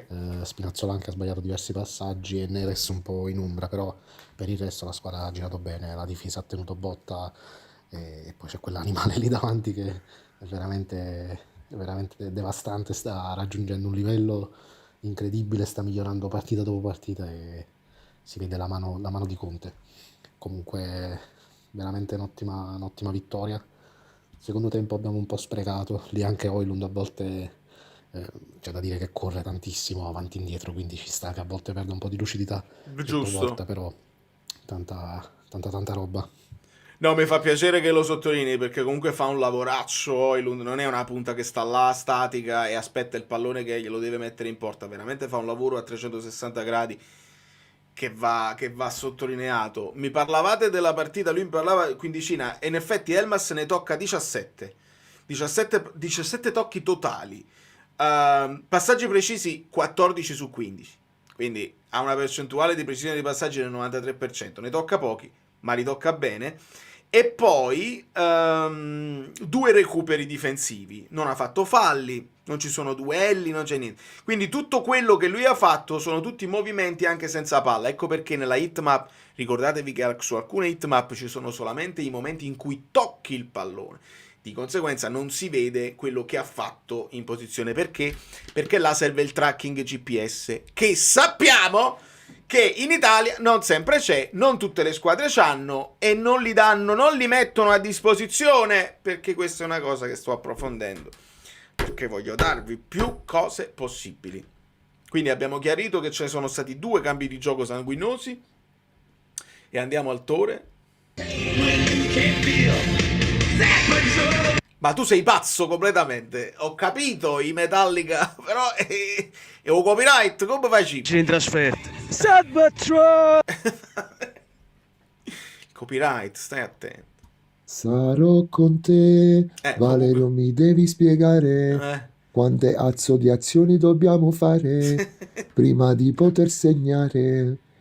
Oh, incazzatissimo per quel passaggio di Milinkovic-Savic che ha messo Højlund in porta. Bello. Là si vede l'inesperienza, perché tu là baschilotto bruciato, metti palla a terra, fai il gol 2-0 e come ho detto nel gruppo degli amici Bellini ti chiamerò Higuain Lund. Buonasera a te e agli amici Bellini. Solito Napoli, e finalmente possiamo dirlo, solito Napoli sprecone, ma Napoli campione, perché nel 2025 record di vittorie, anno solare strepitoso, 2 trofei. Bueno, no podemos que pensar más de ese equipo, perché siamo forti, vale. Bravo. Solo che la gestione. Non ho capito al 49esimo e il 49esimo il cambio di Elmas, però beh, non lo so. Speriamo che Conte riesca ad aprire un po' di più gli occhi su questa gestione, perché è sempre il nostro neo, forza Napoli. E però che cazzo, li fa entrare presto e non ti piace, e li fa entrare tardi e non ti piace. Secondo me, nonostante lo sai che per me Elmas è il non plus ultra, che lo vorrei sempre vedere in campo, lo vorrei vedere segnare, sbloccarsi anche, ci stava, perché ha toccato pochissimi palloni, ci stava a dare, ma più che Elmas, ci stava a dare una chance a Lang in una partita più tranquilla, 2-0, e magari Lang riesce con più tranquillità anche a sbloccare se stesso, che ha fatto quel gol, però un gol di testa. Quindi secondo me ci stava come scelta. Ritorna questa faccia. E quindi abbiamo chiuso anche con i vocali. Tra un po' arriverà Guido. Grazie a tutti. Piccolo off topic, nei miei sogni più... lo so, Højlund servito da De Bruyne, lo so amico mio. È veramente un peccato, sembra 1000 anni fa che avevamo De Bruyne in campo e potevamo godercelo. Nel frattempo sono tornati, chissà se funziona anche sull'altro computer, sono tornati gli iscritti. William Duarte Diaz, avevo dato i saluti ai Bungete Bangete. Veramente ce lo siamo goduti poco, De Bruyne, e spero che torni con la voglia di mettersi in forma per il mondiale, di poterlo vedere in campo il più possibile. Veramente, cioè, è stato un regalone da parte della società, e non do nemmeno merito a Conte per De Bruyne, perché ve l'ho detto, per me quella è stata una cosa di Manna, di De Laurentiis. Io prendo il campione, poi vediamo se Conte resta o no. Ed è un bel regalo ai tifosi, secondo me, farci assaporare uno così pesante per una volta, che non ci costruiamo noi, perché noi abbiamo costruito con la nostra maglia dei grandi campioni che poi sono andati a migliorare, a fare delle cose, Jorginho, Kvara, lo stesso Higuain, benissimo, però De Bruyne era proprio il non plus ultra, e l'idea di non potermelo godere con la nostra maglia mi fa stare troppo male. Allora, Bianchi, quanta incompetenza, la devi... Calma, maledizione, voi che volete sempre attaccare o me o gli altri tifosi, smettetela di parlare di incompetenza, non capisci niente di calma, la solita frase. Ci sono anche delle situazioni soggettive. A qualcuno può piacere una prestazione, a qualcuno può piacere l'altra. Su questo canale non funzionate se andate così trancianti, non funzionate. E io stesso, quando ogni tanto vado fuori dal seminato, poi me ne pento e vedrete che poi divento ancora più morbido la volta successiva.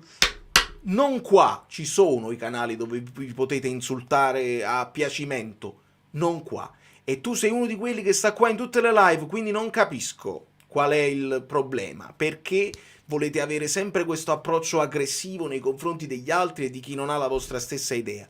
Non lo capisco. Non vi capisco proprio. Non è qua. Cioè io non vi trattengo, veramente. Voglio sempre di più gente. E sarà meno persone? Non fa niente. Però persone che mi stimolano nell'argomento, nell'argomentazione, nel parlare di cose nuove, mi date degli spunti diversi. Incompetente, non capisci niente. Nel conquibus, cam risolto.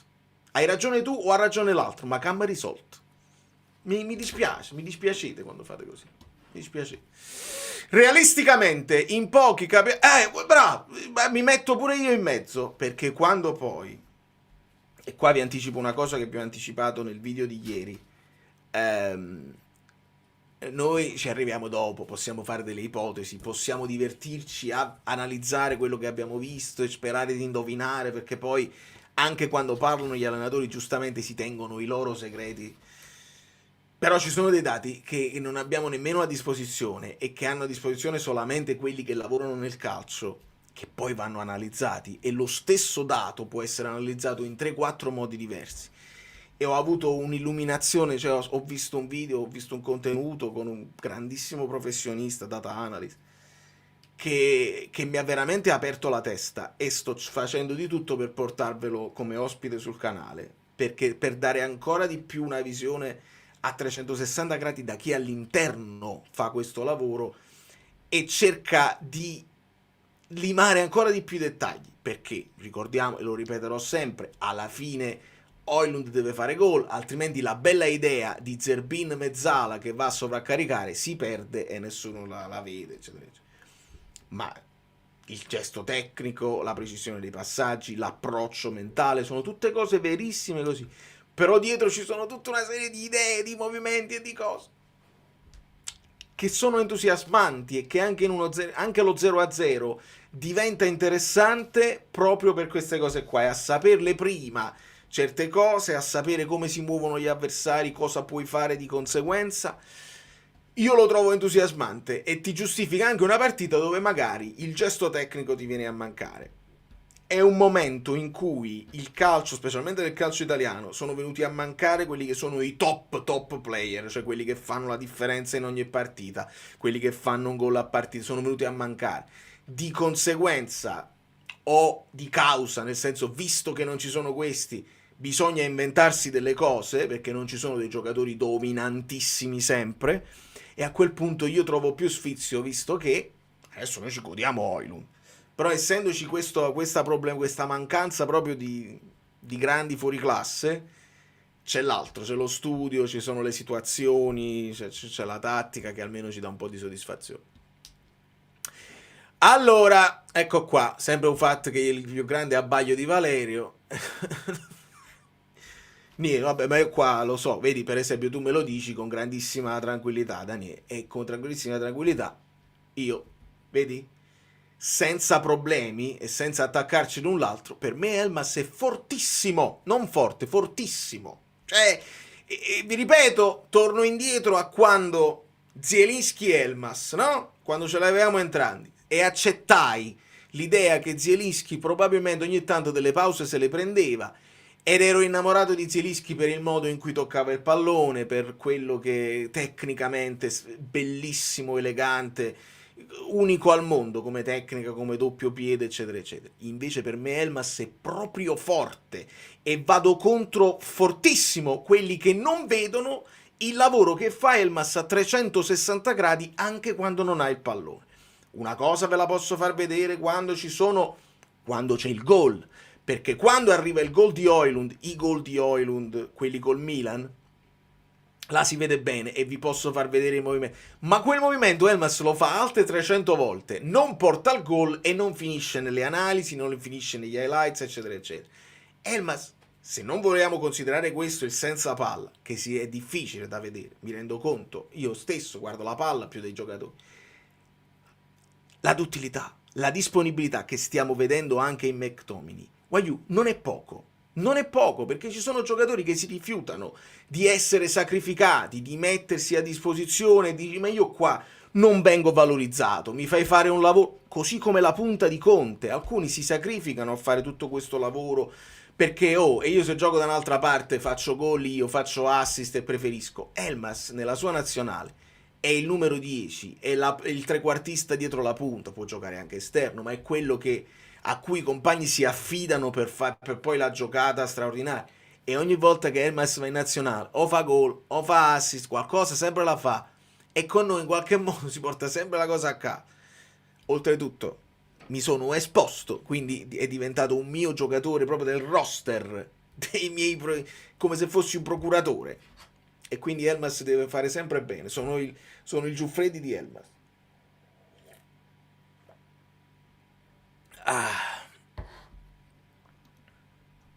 Dovremmo conoscere l'anno di Spalletti, forse per quello ci aspettiamo di più, i gol e gli asti. Elmas in quell'anno poi diventò anche alla destra, ce lo ricordiamo, no? Prese minuti anche a Lozano e Politano. Comunque va bene così. Bologna ha segnato Fabian con 2 B, non con una B. E vediamo, fammi vedere qua se ci sono anche dei assist di Zortea, quindi per i vostri fantacalci. Nel frattempo è entrato Doig, ha ammonito Laurienté per proteste, ha ammonito anche Ravaglia per perdere di tempo, ha ammonito Candé che è uscito, e il Bologna c'ha l'attacco momentum, insomma stanno gestendo quanto pare loro la partita, vi dico 56% di possesso palla per il Bologna, 0,6, però come XG simili 0,65 0,51. Io credo che il Bologna si riprenderà la vittoria, vediamo. Sul 0-2 secondo me Oleum lo avrei cambiato un po' prima con Lucca, ma giusto per preservare il ragazzo dall'infortunio visto le tante partite, sono d'accordo al 100%, Giuseppe. Anche non solo per preservare Højlund, che è fondamentale subito nella teca, nel bagno di ghiaccio, ma anche per dare più minuti a Lucca, così come sono stato contento di dare più minuti a Lang, più minuti a Lucca. Purtroppo mi rendo conto che è talmente diverso a livello di caratteristiche quello che ti può dare Lucca, proprio come il famoso tergicristallo, qualcuno lo chiama il tergicristallo, nel senso il movimento in ampiezza che ti fa Højlund da destra a sinistra, si va a pigliare il pallone di qua, se lo va a pigliare di là. Lucca ci prova, ma con le lunghe leve è un pochino più meccanico nel farlo, e allora mi rendo conto che è difficile chiederglielo a Conte. Però in linea teorica sono d'accordo che avrei cercato di risparmiare più minuti a Højlund, perché ti tiene più palloni alti, e quindi lo capisco perché lo lascia in campo. Parere su Mastantuono al Napoli, Andrew, mi farà fare qualche visualizzazione, se poi deciderò, se questa voce insiste, ce la facciamo una bella analisi, metto Mastantuono in copertina, qualcuno la clicca anche se non mi conosce e va bene così, nel senso che non mi sembra una cosa logica. Il Napoli ha bisogno di centrocampisti, non ha bisogno di mezze punte, non avrebbe senso, perché poi non credo. Parliamo di un giocatore che il Real Madrid ha preso e ha lasciato Nico Paz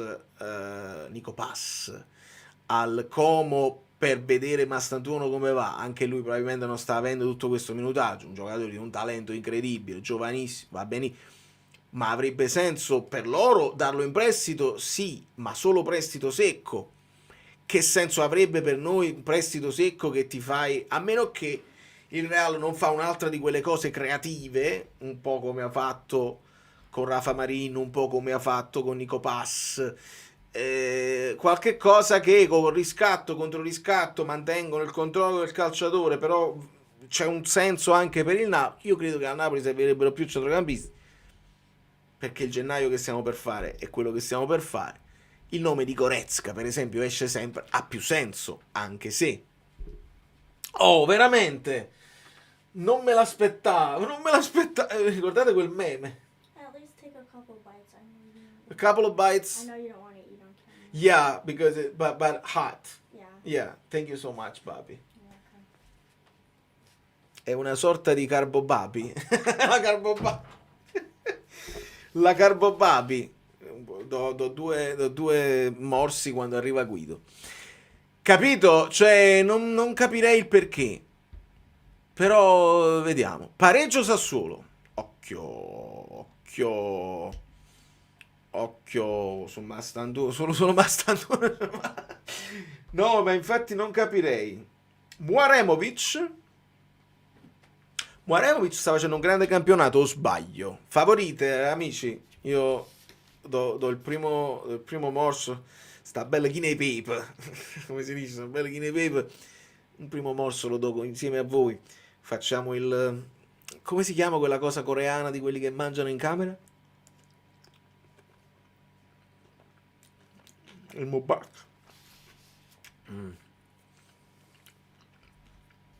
Sono imparato proprio a mostro a fare carbonara. È una cosa incredibile. Goretzka sarebbe l'ideale, però lì c'è un problema di ingaggio, c'è il problema del blocco del mercato, c'è un problema di list. I parametri zeri, come funziona il blocco del mercato? Credo, amico mio, che è una bellissima domanda, perché non è chiaro. Credo sia un problema anche di ingaggio, cioè l'ingaggio se lo accolla il Napoli, l'ingaggio se lo accolla, perché parametri zero tu penso che intendi più i prestiti, nel senso che non stai pagando di cartellino. Io credo che se è vero quello che abbiamo letto, che cioè devi stare sempre in pari, anche per fare un rinnovo, per esempio si è parlato del rinnovo di Conte con un aumento milionario, non lo puoi fare, perché vai comunque ad aumentare i costi della rosa che ad oggi devono essere abbassati. Stiamo parlando di una differenza di circa 21, tra i 21 e i 24 milioni da quello che ci ha detto Calcio e Finanza, da quello che ho ricostruito. Quindi in teoria non potresti accollarti un altro ingaggio nemmeno. Puoi fare il prestito, ma se esce qualcun altro. Quindi, anche se non scendi sotto la soglia di questi 21 milioni, se per esempio ti riesci a togliere l'ingaggio di Lucca, faccio l'esempio, se ti riesci a togliere, puoi accollarti l'ingaggio di Mainò, per capirci, o l'ingaggio, penso, Goretzka si pigliano un sacco di soldi. Però non è chiaro, e ci tengo a dire che non è chiaro, perché molto spesso leggo, boom, gli addetti ai lavori non ne parlano proprio, non parlano delle liste, non parlano, perché Lukaku c'è o non c'è in lista, De Bruyne c'è o non c'è in lista, o non ne parlano proprio, così si levano dalle botte e non fanno errori, o sento tifosi convintissimi che dicono, no, qua, bla bla bla. Purtroppo non è chiaro, non arrivano queste domande, sembrano che sono cose che non interessano a nessuno, interessano solo a noi. E quindi questo è il blocco soft.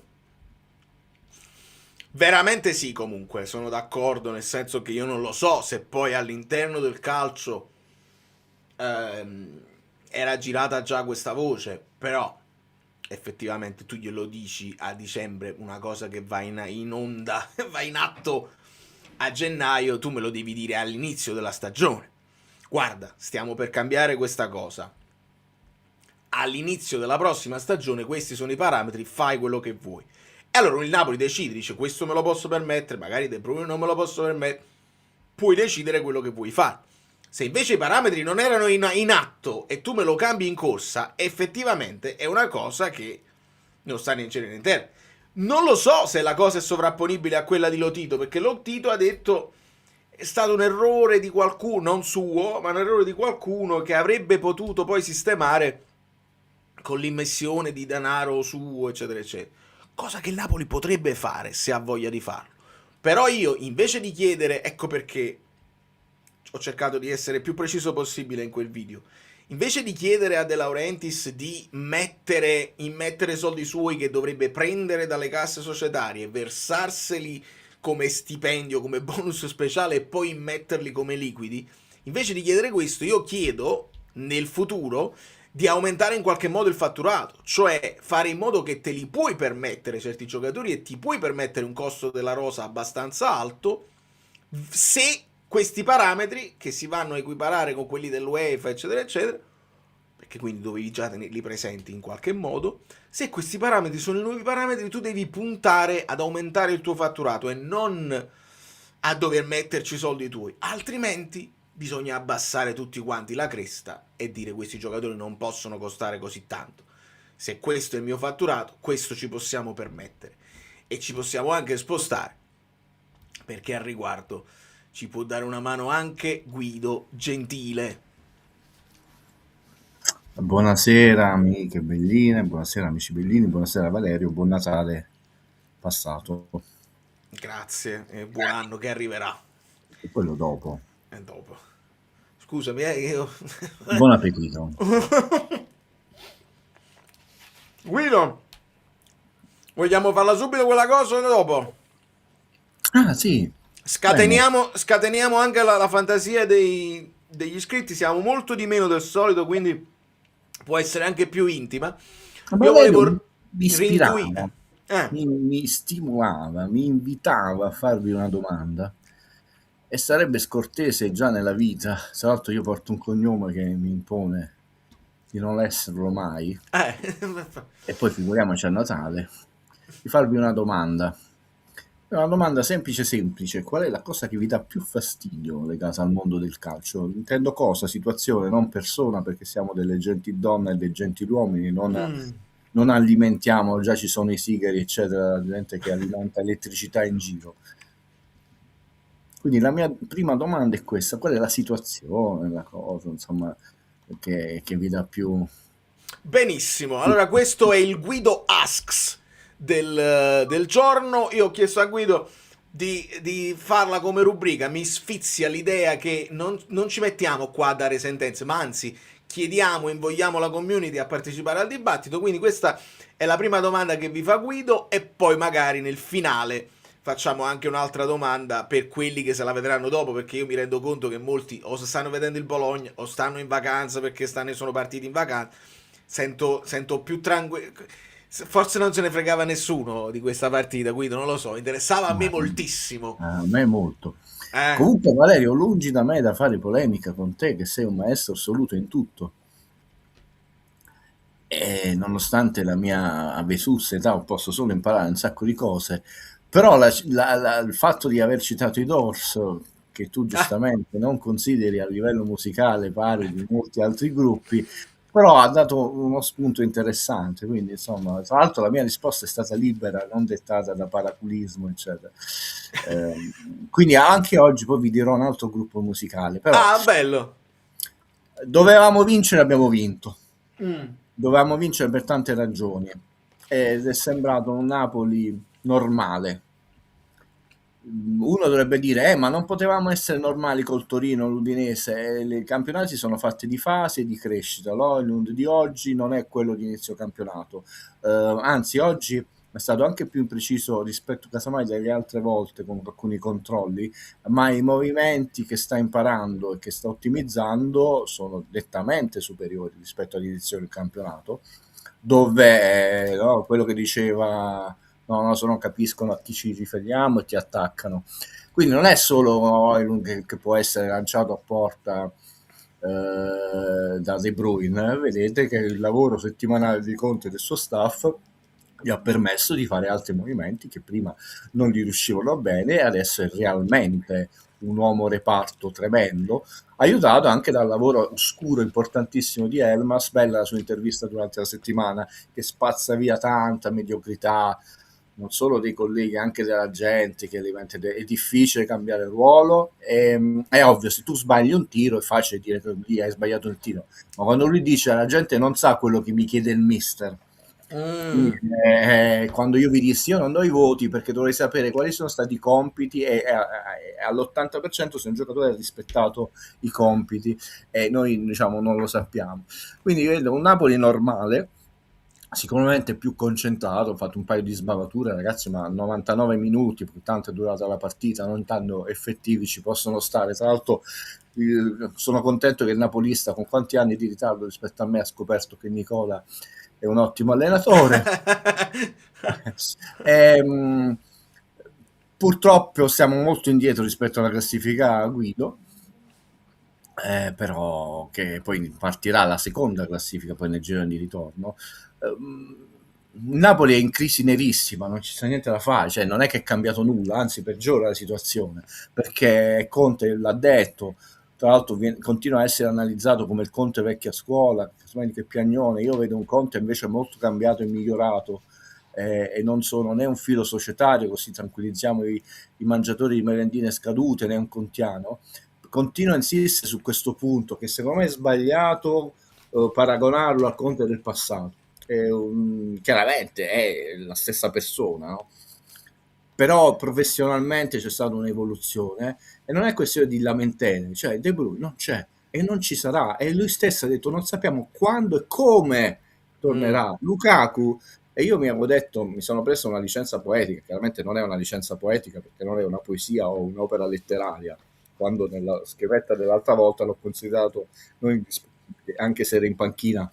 Però ci sono degli equilibri di campo, di uomini, non tutti fanno l'errore di Sarri, che poi non schierano Maggio all'ultima partita. Scusa, prego. No, è vero, l'ho letto, il Matador si ritira dal calcio. Vabbè. E dopo gli dedichiamo un momento. Certo, dicevo, se è vero che ha rifiutato l'ennesimo trasferimento in Arabia, ci sono degli equilibri anche umani per rimanere a Napoli, ed è stato giusto che Conte l'ha portato in panchina, non come mascotte, ma proprio sono quegli alchimie. Poi chiaramente può dare anche una forza emotiva ai suoi compagni di squadra, ma lui l'aveva detto non ha neanche un minuto, ma non lo schiereremo, no? Quindi, e infatti oggi non è manco partito, non sappiamo quando e come rientrerà, e non certo perché sia un lavativo. Anche io ve l'ho detto, ragazzi, fine gennaio, febbraio, e l'ha ripetuto Conte, Gilmour lo stesso, quindi non è che domani questi giocatori verranno schierati con la Lazio, col Parma, eccetera, con la Juve, con l'Inter, col Sassuolo, tutte partite che noi abbiamo vinto il giro dell'andata, quindi rivincendole saremo a 0. Anche un solo pareggio incominciamo a essere indietro rispetto a quanto abbiamo fatto il girone d'andata. È bruttino il nostro girone di ritorno. Vabbè, ovviamente il contraltare è che devi poter vincere col Torino, devi poter vincere. Però li affronti più là, quando saranno rientrati, voglio sperare. Quindi una situazione, parlo come di indisponibilità, non chiaramente di gioco, di squadra, di società, eccetera, eccetera. Crisi, il Napoli non è in crisi, ha vinto, lo sappiamo, la Supercoppa per chi non era collegato nelle puntate precedenti, ma si dice, ma questo qua che come si permette? Siamo secondi in classifica. Concentratevi, seguite i ragionamenti, perché Conte si gira. Oggi mancavano anche Olivera, Bekemà, vabbè, Meret da tempo immemore, e non tornerà, si spera. Olivera e Bekemà, però sono tutti difensori. Noi oggi non avevamo più cambi a centrocampo perché noi abbiamo solo Elmas come però se lo schieri nei tre davanti, chiamiamolo così, hai perso l'unico cambio a centrocampo. Quindi la squadra, però oggi è una squadra che era mentalizzata, concentrata, sprecona sia nel primo che nel secondo tempo, però questo diciamo fa parte del DNA del Napoli. Ecco, questo non mi preoccupa. Scusate, mi preoccupava quando produceva molto poco perché quello non fa parte nelle nostre corde. Poi chiaramente un Napoli che produce tanto e segna anche di più, saremo tutti più contenti, è abbastanza banale la palissiano dirlo. Quindi insomma si doveva vincere, la Juve ha vinto, il Milan ha vinto, vedremo che succede tra l'Inter. Venivamo da tante sconfitte in trasferta, bisognava onorare un anno comunque che ha visto il Napoli alzare 2 trofei su 3 in Italia, e non sono pochi, con merito tra l'altro entrambi. Quindi insomma era doveroso per più di una ragione. Sarebbe stato insomma particolarmente antipatico chiudere l'anno con una macchia, poi l'ennesima sconfitta in trasferta, da appena vincitore della Supercoppa. Credo che una partita molto normale che ha visto questo proseguo tecnico-tattico che sta mettendo in piedi lo staff di Conte, perché dobbiamo dire che negli ultimi uscite il Napoli sta giocando meglio rispetto, nonostante questa situazione perdurante di crisi. Se tu pensi alle partite col Cagliari, col Pisa, vabbè, chiaramente inguardabile quella con l'Udinese, no? Ho detto Napoli che oggi in alcune frangenti della partita ha avuto anche un giro palla raffinato, interessante. Scusate, un percorso però.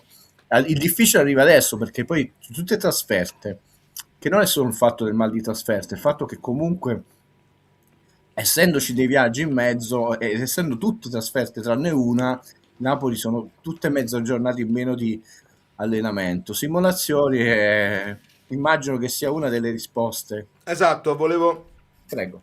riprendere un po' tutte le risposte, anche per dare soddisfazione. Andiamo a raffica di quello che sono le risposte a Guido Ask. L'uso del VAR in Italia dà molto fastidio. I tablet a bordo campo per far finta di spiegare i movimenti ai calciatori che stanno per entrare. Ma non penso che facciano finta. Penso che quelli sono cose vere. Che le società indebitate la passino liscia. Il paternalismo eccessivo e stucchevole coi calciatori. Questa sarà una cosa a me forse contro Elmas, perché poi io me lo difenderò sempre. Ma ripeto, non mi mettete in bocca parole che non ho mai detto. Io su Elmas oggi, probabilmente Guido potrà dire qualcosa di diverso, io ho detto che ha toccato pochissimi palloni e che è stato molto meno nel vivo del gioco rispetto all'altro. È vero. Quindi non mi potete dire che stai difendendo Elmas oggi indifendibile. Il problema è quello. Ho detto questo, poi ho detto andiamo a rivedere, e io me la rivedrò. Non so se voi ve la rivedrete, voi rimarrete con la vostra idea. Io invece me la rivedo perché è il mio lavoro, il mio day job. Vedo se a livello di movimenti senza palla ha fatto comunque delle cose per la squadra che se noi seguiamo il pallone non vediamo. Ma chiudiamo il discorso Elmas, altrimenti perché è come se fosse un mio figlioccio, Guido. Io ho urlato la voglia di comprare Elmas perché ti risolveva un po' di cose a livello proprio di mercato di calciatore jolly. È arrivato e quindi lo sento un po' un acquisto mio. Lo sta facendo. Visto come ti è tornato utile, no? Cavolo, porca miseria. Cioè noi speravamo in realtà come plusvalore in una situazione più scintillante, in realtà è una situazione di super emergenza. Ma io lo dissi e chiudo perché poi riprendi con le risposte.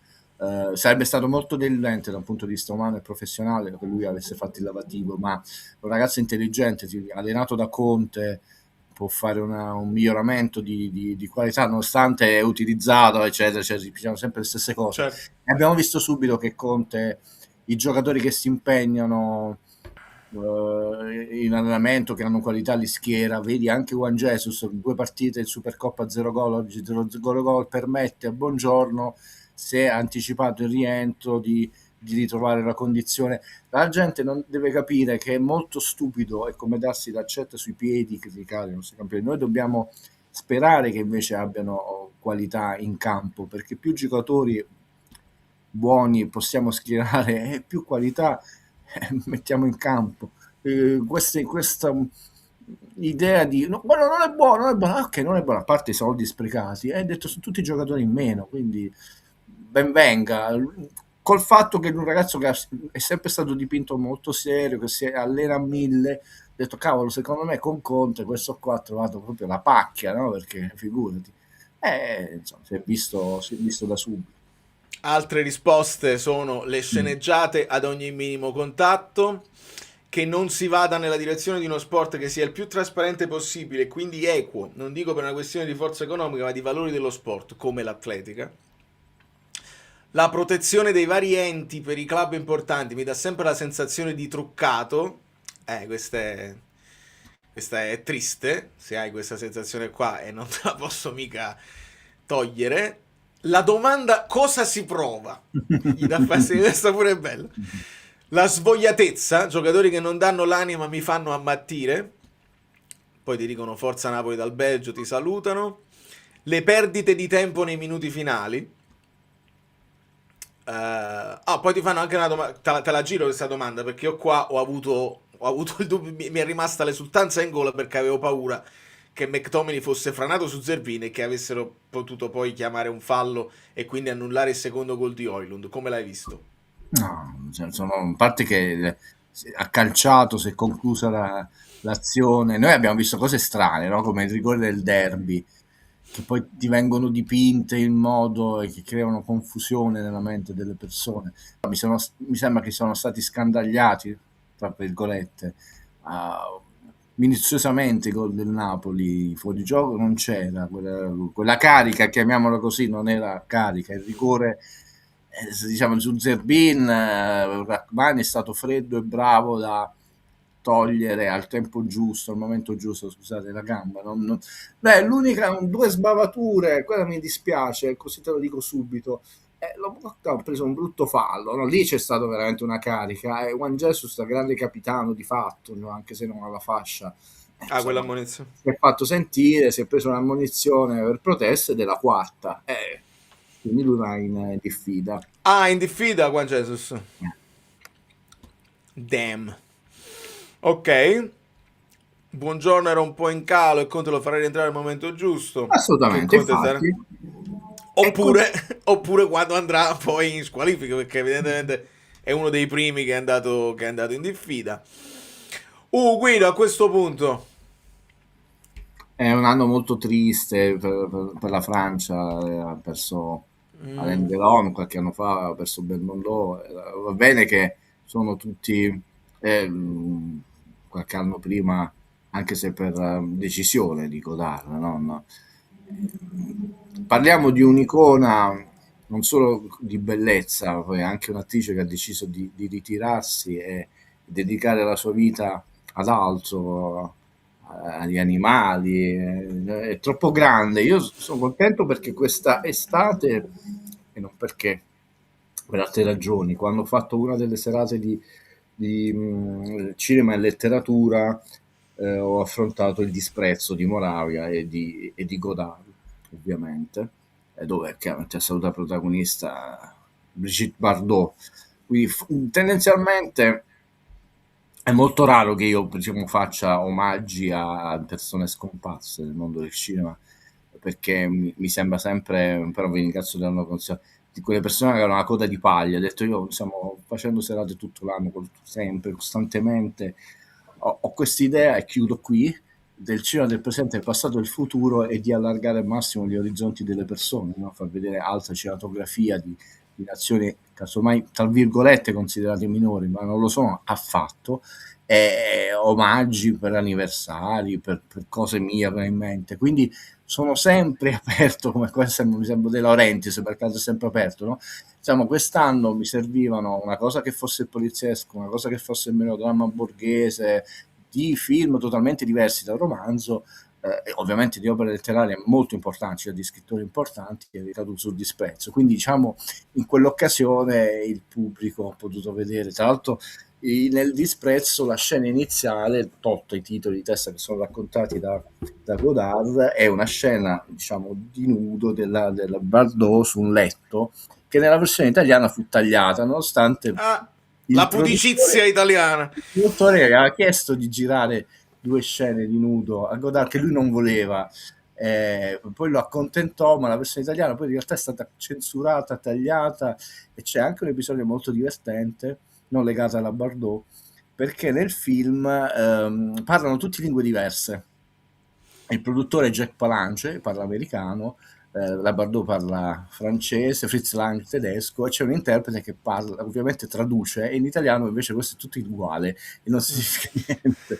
Comunque la Bardot è stata, insieme a Marilyn Monroe, dall'altra parte dell'oceano, più grande della vita stessa. E poi insomma, rispetto alla finale tragico che purtroppo è mai del tutto chiarito di Marilyn Monroe, diciamo, quella della Bardot ha potuto addirittura alimentare il suo mito anche in una maniera diversa rispetto a quello che è il divismo classico, no? Non ha distrutto, pur se è diventata una donna grande, no? La sua bellezza, la sua icona, ma l'ha trasformata in altro, ed è bello così. Poi il mondo dello spettacolo è sempre difficile vederli perché morire, no? Perché sembrano veramente degli dei, ti fa dire no, si può morire in questa terra, quindi è un po' così. Grazie per la segnalazione. Figurati, questo è un altro tema, visto che la Lazio ha fatto un comunicato Durissimo. molto duro, che va quasi a sconfessare il precedente comunicato in cui in qualche modo buttarono Sarri nella mischia, perché Sarri si era lamentato. La Lazio disse no, niente di che, l'arbitro...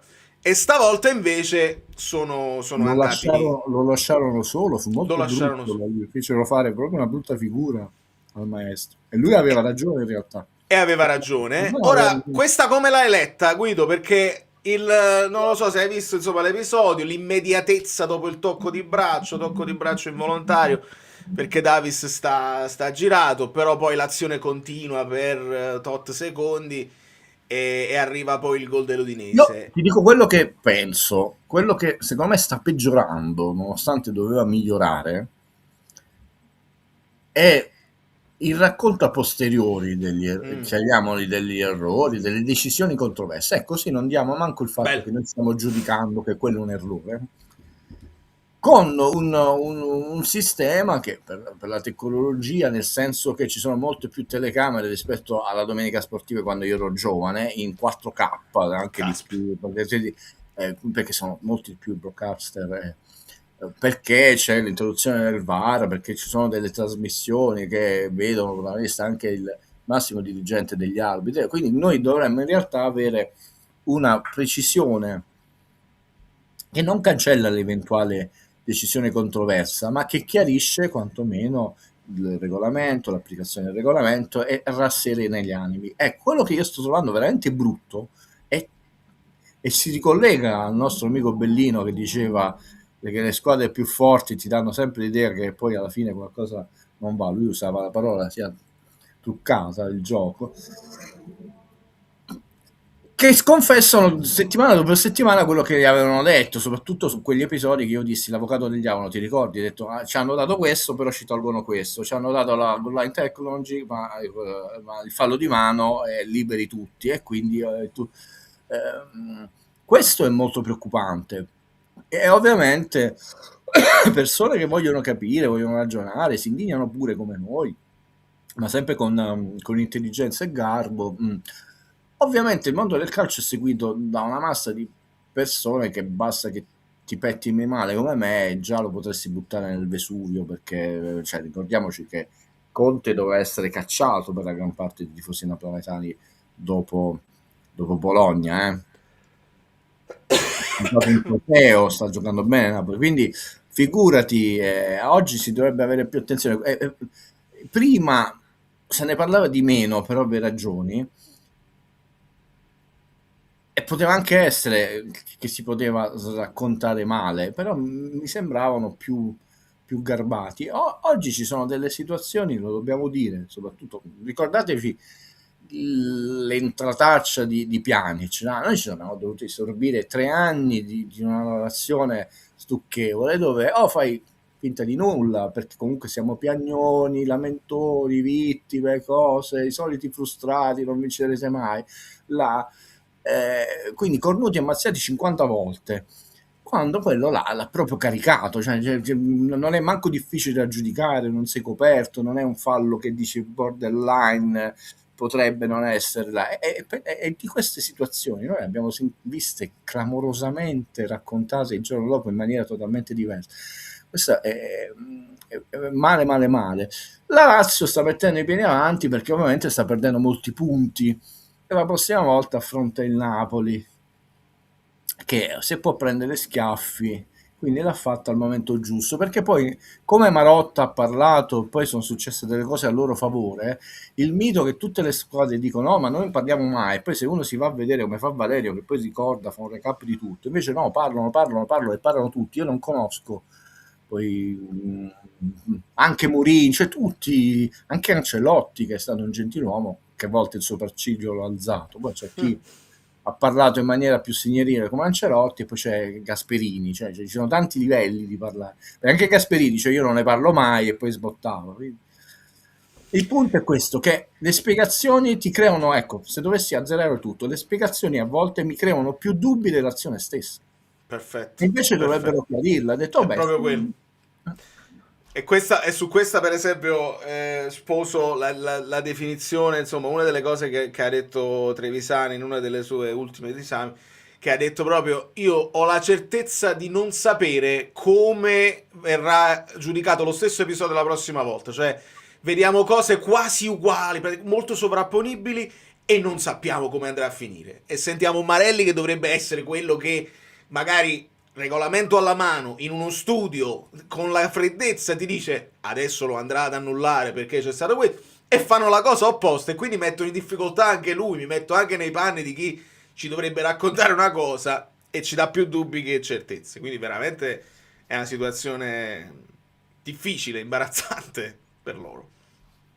Guido, domanda secondo me interessante perché va nel profondo anche delle prospettive future. Con questa storia del blocco del mercato, il Napoli dovrà rivedere il metodo con cui spalma gli ammortamenti negli anni, perché ricordiamo, a beneficio di tutti, che il Napoli utilizza questi ammortamenti decrescenti, cioè la gran parte, la metà di quello che è il costo di un cartellino lo ammortizza il primo anno. 42%, mi sembra. Un pochino meno della metà. Credo. Comunque decrescente, quindi la gran parte è il peso di un acquisto è sul primo anno e poi sono sempre meno negli altri anni. Questo rende le spese, per esempio, di quest'anno, dove abbiamo avuto questo block soft, abbastanza gravoso. Dovrà il Napoli cambiare questo tipo di situazione se non cambia i parametri del blocco del mercato? Beh, è una cosa che può fare. Generalmente tende a questi contratti quinquennali con questo ammortamento non costante ma decrescente, molto spinto nei primi 2 anni, dove oltre il 70%, no? Tra il primo e il secondo anno. Infatti l'ultimo anno è l'8 e il 4%, poi a seconda i contratti, non mi fate dire, però insomma è pochissimo. Intanto va aumentato il fatturato quando diciamo, perché dire noi abbiamo i sigari è una frase troppo superficiale. Faccio un esempio brevissimo, proprio lapido per una volta in dolore. A prescindere che io voglio vincere la Coppa Italia per tante ragioni, lo analizzeremo dopo. Per esempio, una delle ragioni che ti garantisce qualunque cosa decida la Lega, che è altra cosa abbastanza strana e controversa, perché è grave che tu cambi di volta in volta il regolamento 4, 2, 1, 5 squadre. Però, insomma, se non cambiano in maniera drastica, chi vince la Coppa Italia deve fare la Supercoppa. Noi quest'anno con la Supercoppa portiamo a casa una bella cifra, dice, se l'anno prossimo noi non giochiamo la Supercoppa, quei 10,5 milioni, 11 sono intanto fatturato in meno. È ovvio che tu non puoi vincere tutti gli anni, però devi essere bravo, come casomai in Champions non ci vai, oppure ci vai ma vieni eliminato un turno prima, di compensare con altre operazioni, non solo come eventuali plusvalenze, come quelle altre voci del tuo bilancio che non sono legate direttamente alle prestazioni sportive, no? Quindi prima risposta, sì, può essere una decisione che tra Chiavelli e De Laurentiis prendono e cambiano, perché quella è una scelta della società, non è una scelta imposta dalla Lega. E tra l'altro non vorrei dire una bugia, quindi potrei sbagliarmi, non so se è l'unica società che attua questo ammortamento così spinto nei primi anni, quindi se sbaglio, perché non conosco a memoria tutti i bilanci, la Juve per tanti anni era uguale, 25, 4 anni di Cristiano Ronaldo, quindi erano 25, 25, 25, 25, perché erano 100 milioni più i 25, quelli invece a fondo perduto a Raiola, non era Raiola, era l'altro mega procuratore, sì. Sorry, Raiola di Ibrahimovic, quindi lo correggo subito. Può essere un parametro, però un altro parametro è che tu, se aumenti i tuoi introiti, hai più soldi, perché poi il punto non era dei sigari, il punto è che Conte ha un costo, avere una squadra competitiva ha un costo. Abbiamo avuto la possibilità, per ora prestito con diritto che può diventare obbligo di riscatto, di prendere un gioiello come Højlund, ma tu poi devi mantenere la competitività di questa squadra, e per mantenerla questi sigari li devi continuare ad avere, e invece non è così, perché non sono infiniti, sono finiti. Quello può essere però attenzione, non è un parametro, è un parametro che dici io così riduco di un po' il peso a bilancio per l'ammortamento del primo anno. Però te lo ritrovi negli altri anni del contratto. Noi stiamo continuando a rimandare delle decisioni strategiche, perché poi siamo arrivati oggi, quanto è il 28 dicembre, non lo faccio manco il conteggio, sennò può diventare antipatico per quelli che dicono che noi siamo rancorosi, manco per la camera del cervello contro noti personaggi televisivi e radiofonici. Non sono io, ragazzi, che sono andati in radio a dire che il 1 settembre posavo la prima pietra, non prendetevela con me, neanche con Valerio, in questo caso più con me che... è stata una libera affermazione del presidente, molto seria, ci metto la faccia, e il 1 settembre non è successo. E a oggi non è che tu dici c'è un progetto, una richiesta anche a tutti gli enti preposti, come pure per vincoli architettonici di un luogo che hai comprato, cioè ancora non è niente. C'è quel famoso detto, abbiamo letto una cosa di acquisto che non si è capito se è un'opzione, prelazione, anche lì eccetera, però continuiamo a rimandare. Lo stadio, un sacco di chiacchiere, però non c'è nulla. Il museo non c'è nulla. Maradona, e ci riempiamo la bocca di Maradona. Pace all'anima sua. Quella veramente dovrebbe essere una fonte di fattura. Qua infatti non è anticipato nulla che io, cioè, che gli dei ci hanno voluto bene. Tieni sta fortuna, esatto. Abbiamo potuto vedere di quella altra icona, no, realmente. A tal proposito ho letto, perché non ne ho parlato, ci sarà probabilmente... Cioè, almeno produce fatturato, l'icona, produce emozioni. Meno male, produce grandi emozioni, grandi ricordi, grande nostalgia, lacrime, gioia, forza d'anima, però soldini no. Amichevole col Boca, ho letto di questa possibilità per l'anno prossimo, una serie di iniziative che si faranno per il centenario. Sarebbe poi triste se fai il centenario e non puoi fare mercato, sarebbe veramente triste. Vincere lo scudetto a Napoli e vincerne 10, tra virgolettato Conte, penso questa è una cosa che Guido vi ha detto spesso. Conte si è reso conto, Conte si è accorto di cosa significa stare a Napoli e lottare con il Napoli. Guarda, io auspico, non penso che avverrà, e sarò felice di sbagliarmi, che lui resti a lungo. Ve l'ho detto, ho avuto un'illuminazione, perché può aprire quella legacy che per sua scelta, e poi lui stesso ha detto sbagliato, non ha aperto alla Juventus. Proprio uso la parola americana molto, che Valerio conosce bene il significato che gli americani danno alla legacy, che diventa anche retaggio in italiano.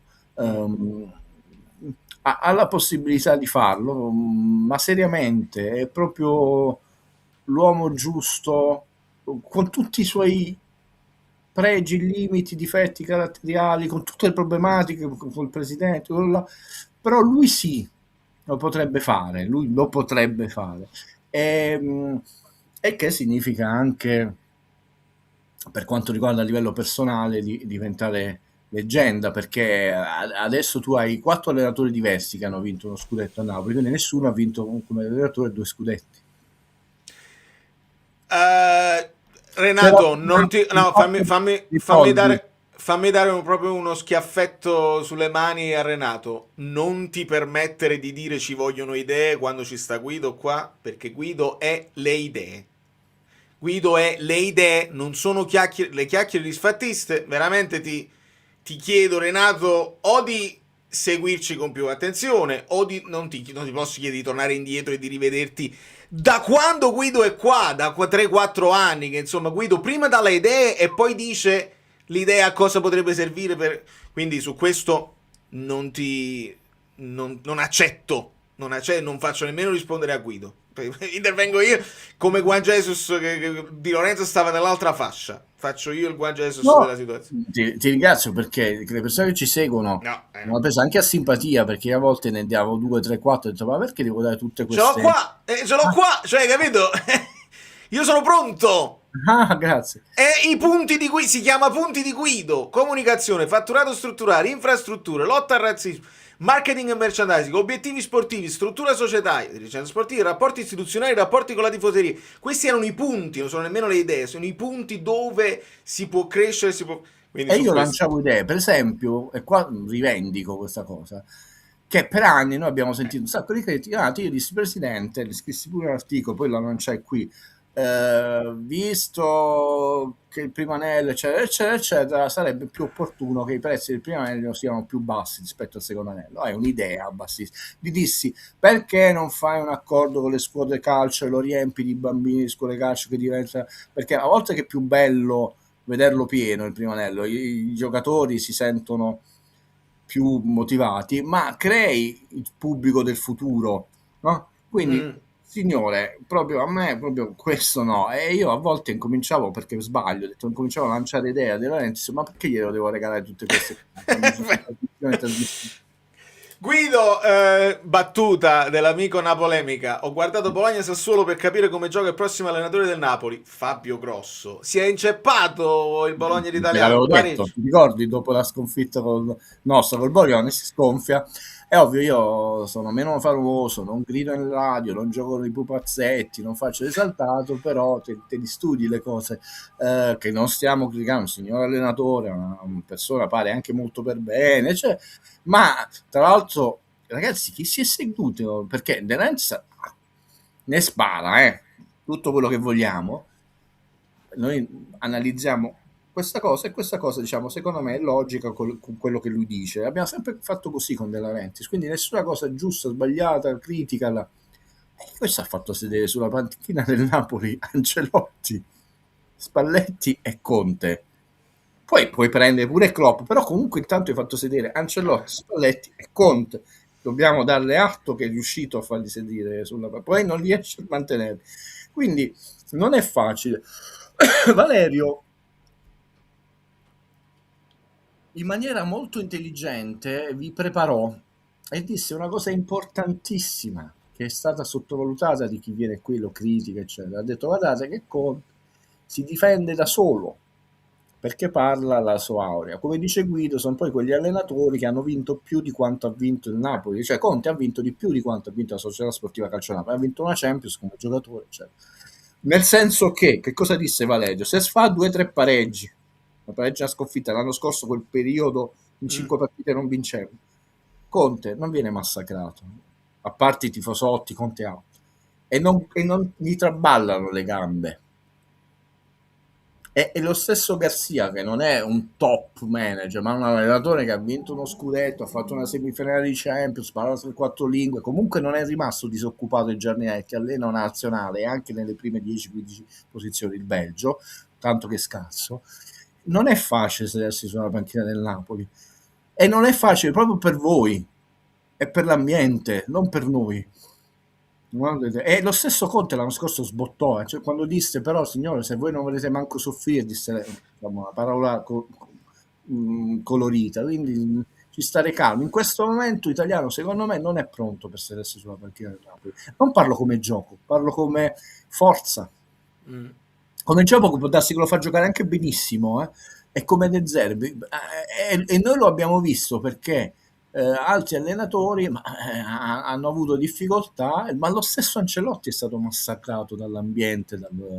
Guido, prendo questo spunto perché è una cosa di cui ho parlato con gli amici Bellini. Ma Vettoriali, leggela questa domanda interessante, cioè questa osservazione. Sì, no, questo lo ripeto, voglio chiudere il discorso che fai tu per sottolineare una cosa che è successa in Italia.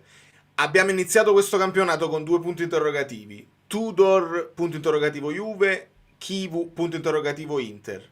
Tudor si è sciolto e ha dimostrato che la Juve a livello societario non ha quella forza che invece a livello societario l'Inter ha dimostrato, perché in qualche modo muovono quello che è stato creato per creare Chivu, per rendere Chivu credibile, personaggio larger than life, proprio veramente diventato un personaggio mitologico. Ad ogni intervista si parla zio Bergomi che fa la foto di Natale, vediamo le foto del passato e dice: questo mi ricorda che Chivu è un grande allenatore oggi.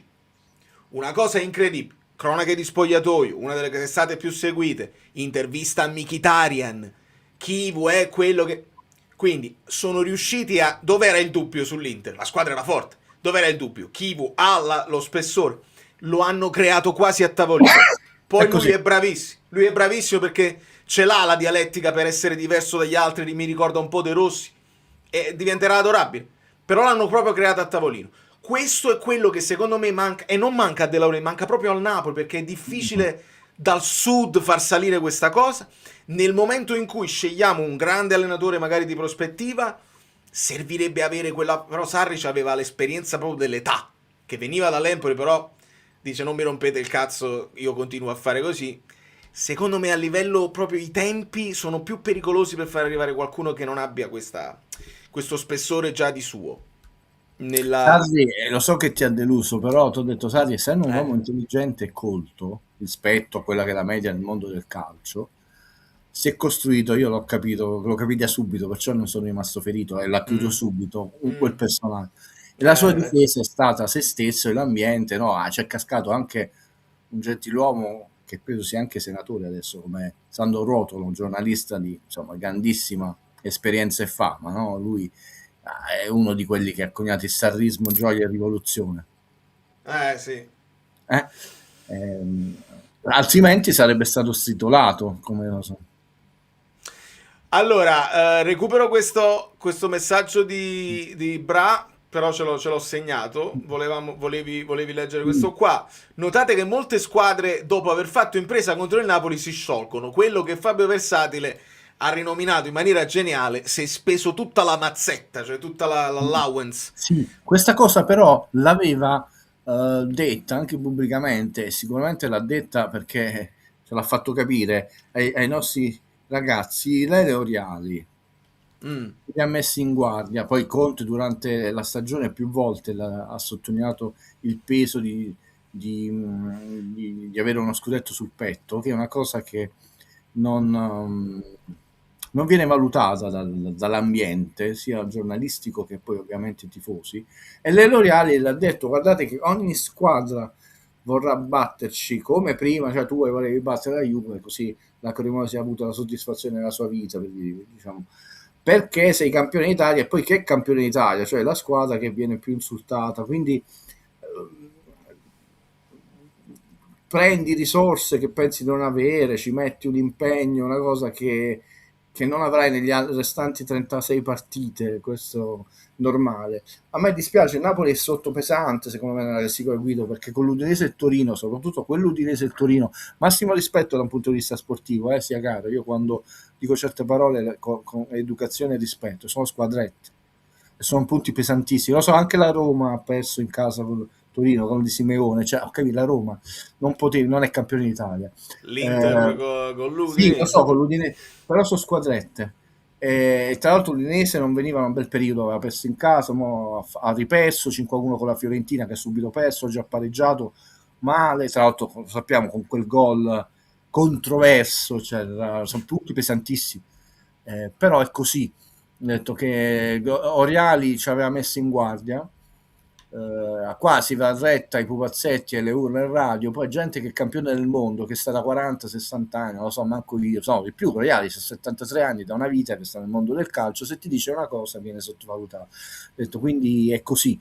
Devi imparare che infatti non basta il compitino, devi essere concentrato Non è dice, ma l'avrebbe anche senza quello il Napoli lo doveva battere. No, non li hai battuto perché eri molto svagato quella partita e ci abbiamo rimesso male.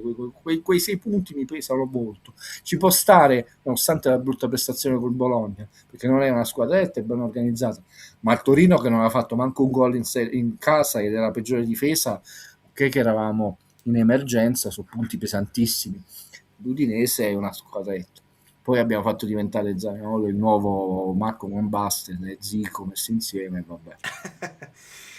Allora, l'amico Bra, che ringrazio, penso che riprenda la domanda di Guido sul cosa non sopportiamo. Vale Guido, non sopporto l'assoluta mancanza di strategia e qualità del calcio italiano. Avevamo tutto e l'abbiamo buttato. Semicit, 25esima ora. Sì, perché noi siamo da Italia 90 ad oggi, c'è stato un crollo vertiginoso e adesso la soluzione è prendersela sempre con l'allenatore di turno, che nel caso della nazionale è ancora più sbagliata come soluzione, non che deve rimanere a vita Mancini, Spalletti o Pinco Pallino, perché è diversa, cioè tu comunque sei il vertice di un progetto molto più grande che, se è fragile, lacunoso da tutti i punti di vista, è inutile fare l'elenco salviniano, anche della narrazione, non è il mago di turno che te lo potrà salvare. Ci possa essere qualche partita, ma ci può anche essere stato quell'europeo, cioè. Però se ve lo ricordate, chi ci segue, io dopo quell'europeo fu particolarmente severo, perché dissi adesso voglio vedere Gravina cosa fa, perché se diventa e infatti lui disse, avete visto, non è che è tutto da buttare, noi siamo i migliori, siamo i migliori. Ho detto no, è stato casuale, c'è tutta una serie di allineamenti, però se non si risolvono questo, noi avremo tanti problemi, non per disfattismo, è come se dire, se io butto i bicchieri a terra tutti quanti si rompono, poi non posso lamentare che si rompono, eccetera. Quindi è così. Si procede a salvare il salvabile, soprattutto giustificando tutta una serie di cose ingiustificabili, quelle 2 o 3 situazioni là che non nominiamo, ma e questo ti fa perdere invece l'aspetto molto più importante generale, cioè tu salvi A e perdi dalla B alla Z. Assolutamente. Tra l'altro, insomma, questo riprendeva il discorso prima, mediaticamente il Napoli in generale, il Meridione non possono competere con lo strapotere del Nord, il giornale e le TV generaliste sono pesantemente schierate. Guido, il discorso dell'Italia è sfizioso, non voglio anticipare amici benini perché deve essere una sorpresa, insomma, però è un discorso che, insomma, state tuned, perché riprenderemo, perché una delle cose è proprio quella, la differenza a volte anche di quando l'Italia decide di investire su certe figure professionali rispetto a quello che fanno all'estero, ed è evidente la voglia di quando, ok, questa è una cosa importante, stanziamo dei fondi perché questa cosa è importante, e invece pare che si sono concentrati. Guido, ma tu il pallone lo vedi? Io cioè Posso il pallone... farti un esempio per alleggerire i toni, però anche fare qualcosa di inutilmente raffinato, vista la mia persona. 2 dei più grandi registi puri che ha espresso il cinema italiano negli ultimi 30 anni, tutti i prodotti sono televisivi, ma come registi puri, sono stati Moretti e Paolo Sorrentino. Uno ce l'abbiamo solo noi, perché il maestro Sorrentino non solo è espressione del popolo partenopeo, è anche tifoso del Napoli. A parte questo inciso, voi fate questo errore, mi rendo conto, perché uno vive in Italia, non Valerio, si sente frustrato anche se vinci, sono stati capaci di parlare del Milan, delle altre cose, eccetera eccetera eccetera. Ma se Moretti prima e Sorrentino avessero dovuto ragionare in questi termini, sarebbero morti. Ma Moretti addirittura comprò un suo proiettore provocatoriamente a Venezia, che non ancora, lui mostrò i cortometraggi, cioè cortometraggi folli, no? Uno anche che rifà i Promessi Sposi. La carriera di Nanni Moretti è tutta appannaggio del riconoscimento, prima di tutto della Francia. È la stessa cosa, perché Paolo Sorrentino fu distrutto, fu un film bellissimo, uno dei esordi più belli, l'uomo in più, capivi subito che era un fuoriclasse. Però in Italia non fu apprezzato. Dove viene apprezzato immediatamente? In Francia, le conseguenze della memoria. Si è costruita una carriera, sia Moretti cioè Moretti è considerato un maestro assoluto, e anche attori importanti, Michel Piccoli, per dirne uno, quando ha fatto... È inutile citare tutti i premi Oscar che hanno recitato per Sorrentino. Ecco, noi dovremmo pensare in questi termini, rivolgiamoci fuori, diventiamo forti e vedete poi quando torni qui come sei più forte di loro. Però mi rendo conto che è difficile, perché ovviamente tu sei a contatto con il mondo italiano e ti senti calpestato, sminuito, ignorato, sbeffeggiato da quattro scemi. Però il mondo è molto più grande e vi ho fatto due esempi. Se loro avessero dovuto fermarsi e piangere e leccarsi le ferite per uno scarso riconoscimento autoriale in Italia, sarebbero finiti. Hanno fatto il passo più importante, all'estero li hanno riconosciuti quella grandezza che era evidente, hanno fatto una carriera incredibile e adesso sono scimmiottati. Poi c'è chi ancora continua a criticarli, ma è frustrato che continua a criticarli, ma nessuno se lo fila, vi posso assicurare, quello che critica Sorrentino, perché Sorrentino c'è Sean Penn, Michael Caine, Diane Keaton, la compiante, eccetera, eccetera. Cioè, gente che ha vinto un Oscar e c'è gente che spera di recitare in un film di Sorrentino, no?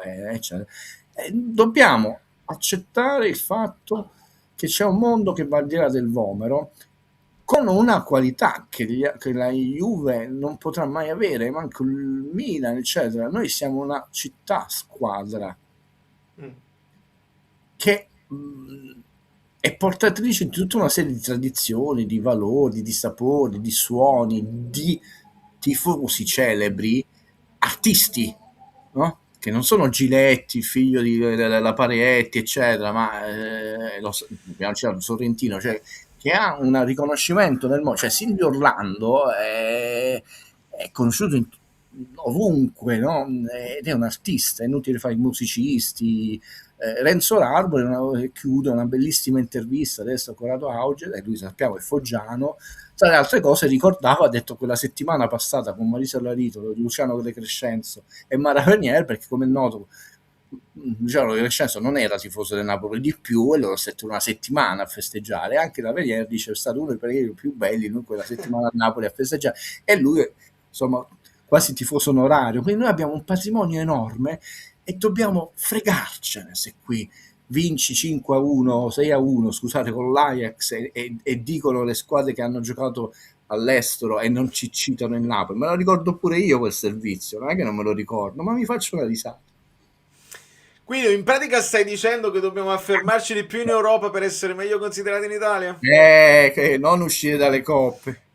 Porca miseria. Però dico a Mirko, vedi, serve poi farlo con continuità, perché se fai l'esploit come ti ha appena detto Guido, ti è capace che non ti considerano lo stesso. L'umiltà quest'anno usciamo subito ai 16esimi, l'anno prossimo usciamo però per un soffio di gol, l'anno prossimo noi li passiamo, incominciamo e poi diciamo no, siamo squadra ormai che stabilmente arriva agli ottavi, non godiamo perché siamo stati sorteggiati con Real Madrid e pensiamo che per loro è importante, che costantemente abbiamo una soglia, la manteniamo e cominciamo a salire di una costantemente. Poi ci sono delle stagioni che saranno più fortunate e invece noi no, ma non contava, perché non contava? Era importante, ogni singola partita era importante, soprattutto in Europa.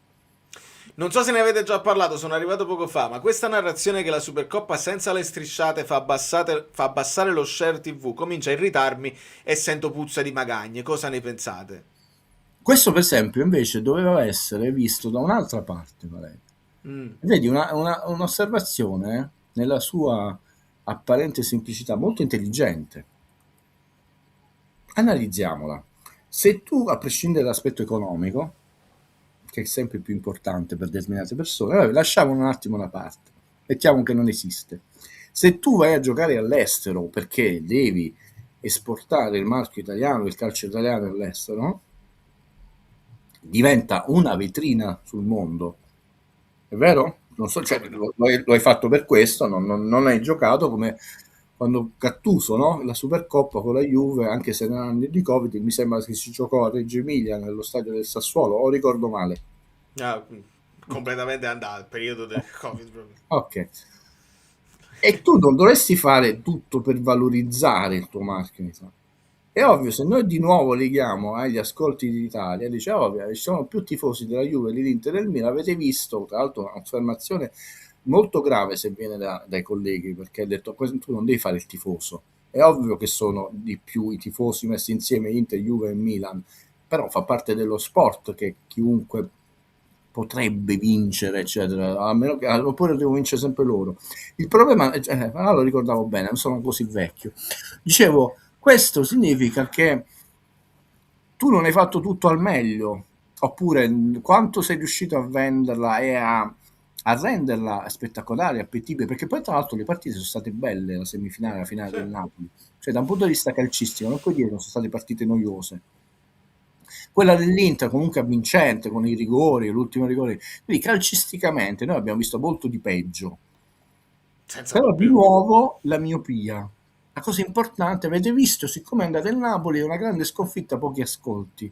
No, la sconfitta è che tu devi spaccare il mondo se vai a giocare il mondo, a prescindere dalla squadra. Se tu sei la Lega della Serie A e non della Juve o dell'Inter, sei della Serie A, allora o sei della Juve o dell'Inter. Se tu sei un giornalista sportivo, ok che puoi tifare, tenere, cioè, però prima di tutto dovresti essere un giornalista sportivo. Il tuo mantra dovrebbe essere valorizzazione al massimo del calcio italiano e costruirci una mitologia, una cosa, eccetera. E invece no, l'osservazione è giusta, ma è una sconfitta interna nostra, non nostra del Napoli, di chi ci rappresenta. Perché chi ci rappresenta non dovrebbe essere interessato se va all'Inter, il Chievo, il Sassuolo, come si chiama. La cosa importante è che io ottimizzo al massimo il marchio Italia, che le riprese siano corrette, che le partite siano... Uno fa anche una bella cazzata dei giocatori, ho capito che vi giocate un torneo, ma siamo guardati da tutto il mondo, quindi certi gesti no, lì, perché è il nostro marchio, cioè tu devi fare bella figura, no? Quindi di nuovo la percezione è solo italica, invece no.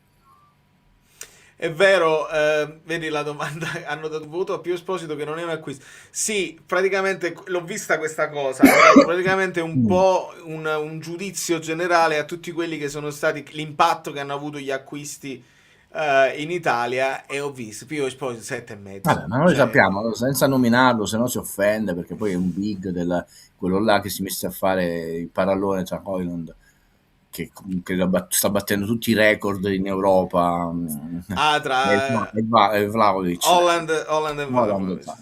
Però in Italia lo seguono, no? Ho detto,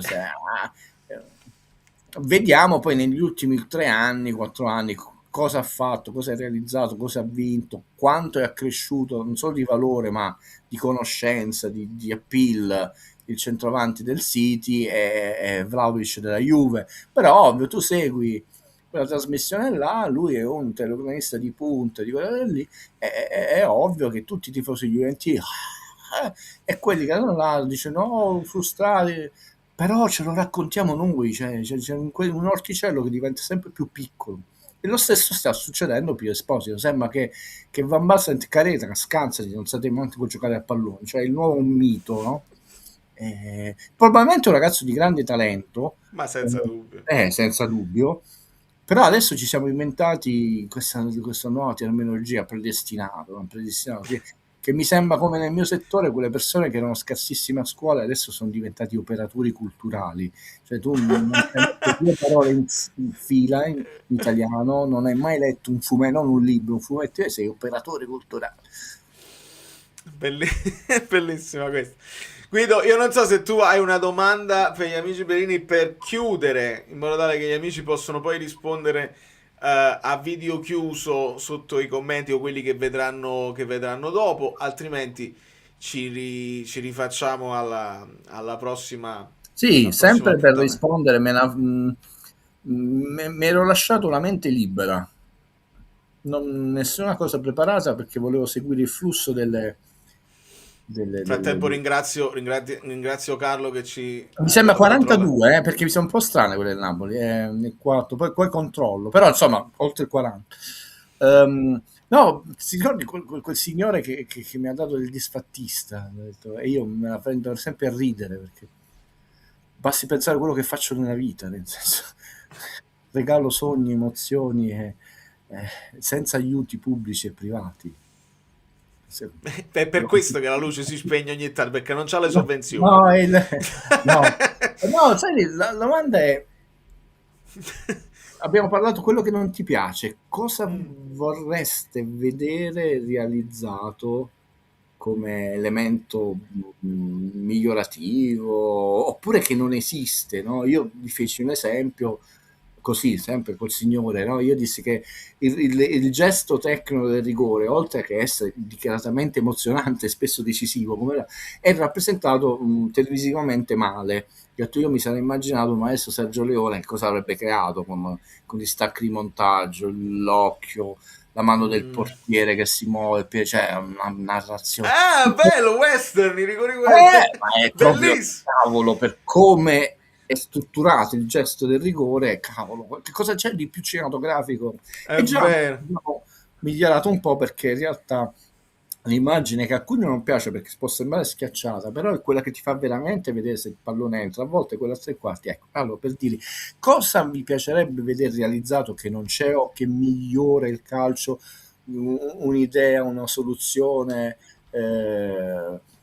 liberi, questa. Siamo partiti cosa non vi piace e invece arriviamo a un elemento migliorativo, anche che non è ancora stato introdotto, Bene, io ringrazio Guido, già stanno cominciando a rispondere, però vi invito magari a farlo adesso che stacco, il video poi diventa video così e potete cominciare, sarà a 0 commenti e potete lasciarli poi impressi, così possiamo anche venire a rileggerli e analizzarli. Guido, grazie mille, buon anno se non ci vediamo in questi 2 o 3 giorni, poi ci sentiremo, però se con la community...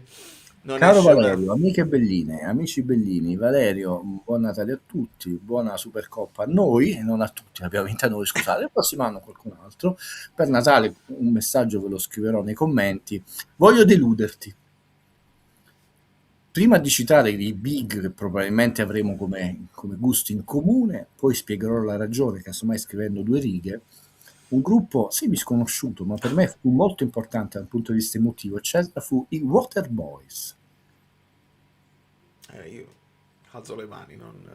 Sì, lo so, non sono gli Eagles, i Pink Floyd, i Waterboys. Sono di nicchia. Ma noi siamo diversi. Certo. Quindi prima siamo partiti i Doors, i Waterboys. Andiamo nel Regno Unito. E allora vado a studiare. Un abbraccio a tutte e a tutti, e anche a Valerio e anche a chi ci critica. State un po' più sereni e seguite un po' tutti i puntini, perché qualcosa ne esce di buono, non vi preoccupate. E tra l'altro stiamo dando trofei, quindi tutto sto disfattismo con noi due, cioè ve lo vedete solo voi, perché io ho anche il trofeo team, io su quello non ho cambiato, cari quelli che arrivo qua. Io non che vince l'unica cosa che conta, ma non ho mai definito nessuna cosa coppetta, quindi ricollegatevi in futuro. Di nuovo buon anno a tutti, ci vediamo e godiamoci adesso che c'è l'Inter, no? Con l'Atalanta, Atalanta-Inter, perché il Milan ha giocato in casa. Un abbraccio. Un bacio Guido, grazie infinite. Avevo letto, bellissima live, sì, perché è stata più intima, ovviamente ci sono molte meno persone rispetto al solito, già atteggiamo grandissimi no, oggi pochissima gente, quindi bravi voi che non mollate anche dopo un Cremonese-Napoli di fine anno con le feste, magari la gente sta sulle, come si dice, sulle montagne russe. Fatemi dare un bacio un po' più personale al mio amico Mario Pirolla, sempre, e grazie a tutti, è stata una live delle più confessionali. Questa live, chi se non se l'è vista si è persa delle belle cose, confessioni, ex squadre, simpatie, Ollie e Benji. Vado a vedere se faccio l'analisi tattica di Ollie e Benji, secondo me è un'idea straordinaria, servirebbe solo il tempo, ma lo troviamo. Amici belli nella ribalta, Poiani è bello, tutti lo sanno. Molto bene, vedo un clima sereno, mi fa piacere, allora, prego.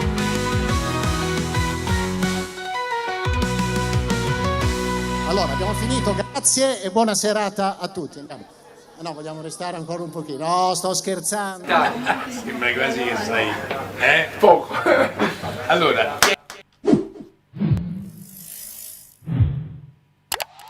Allora, ti dico subito, Valentino, prima io stacco, cioè, sto con lo schermo buio, ma ti riesco a rispondere. Devo guardare i miei Fanta. Allora, i Fanta più importanti, dove insomma sono anche in vantaggio, ti dico.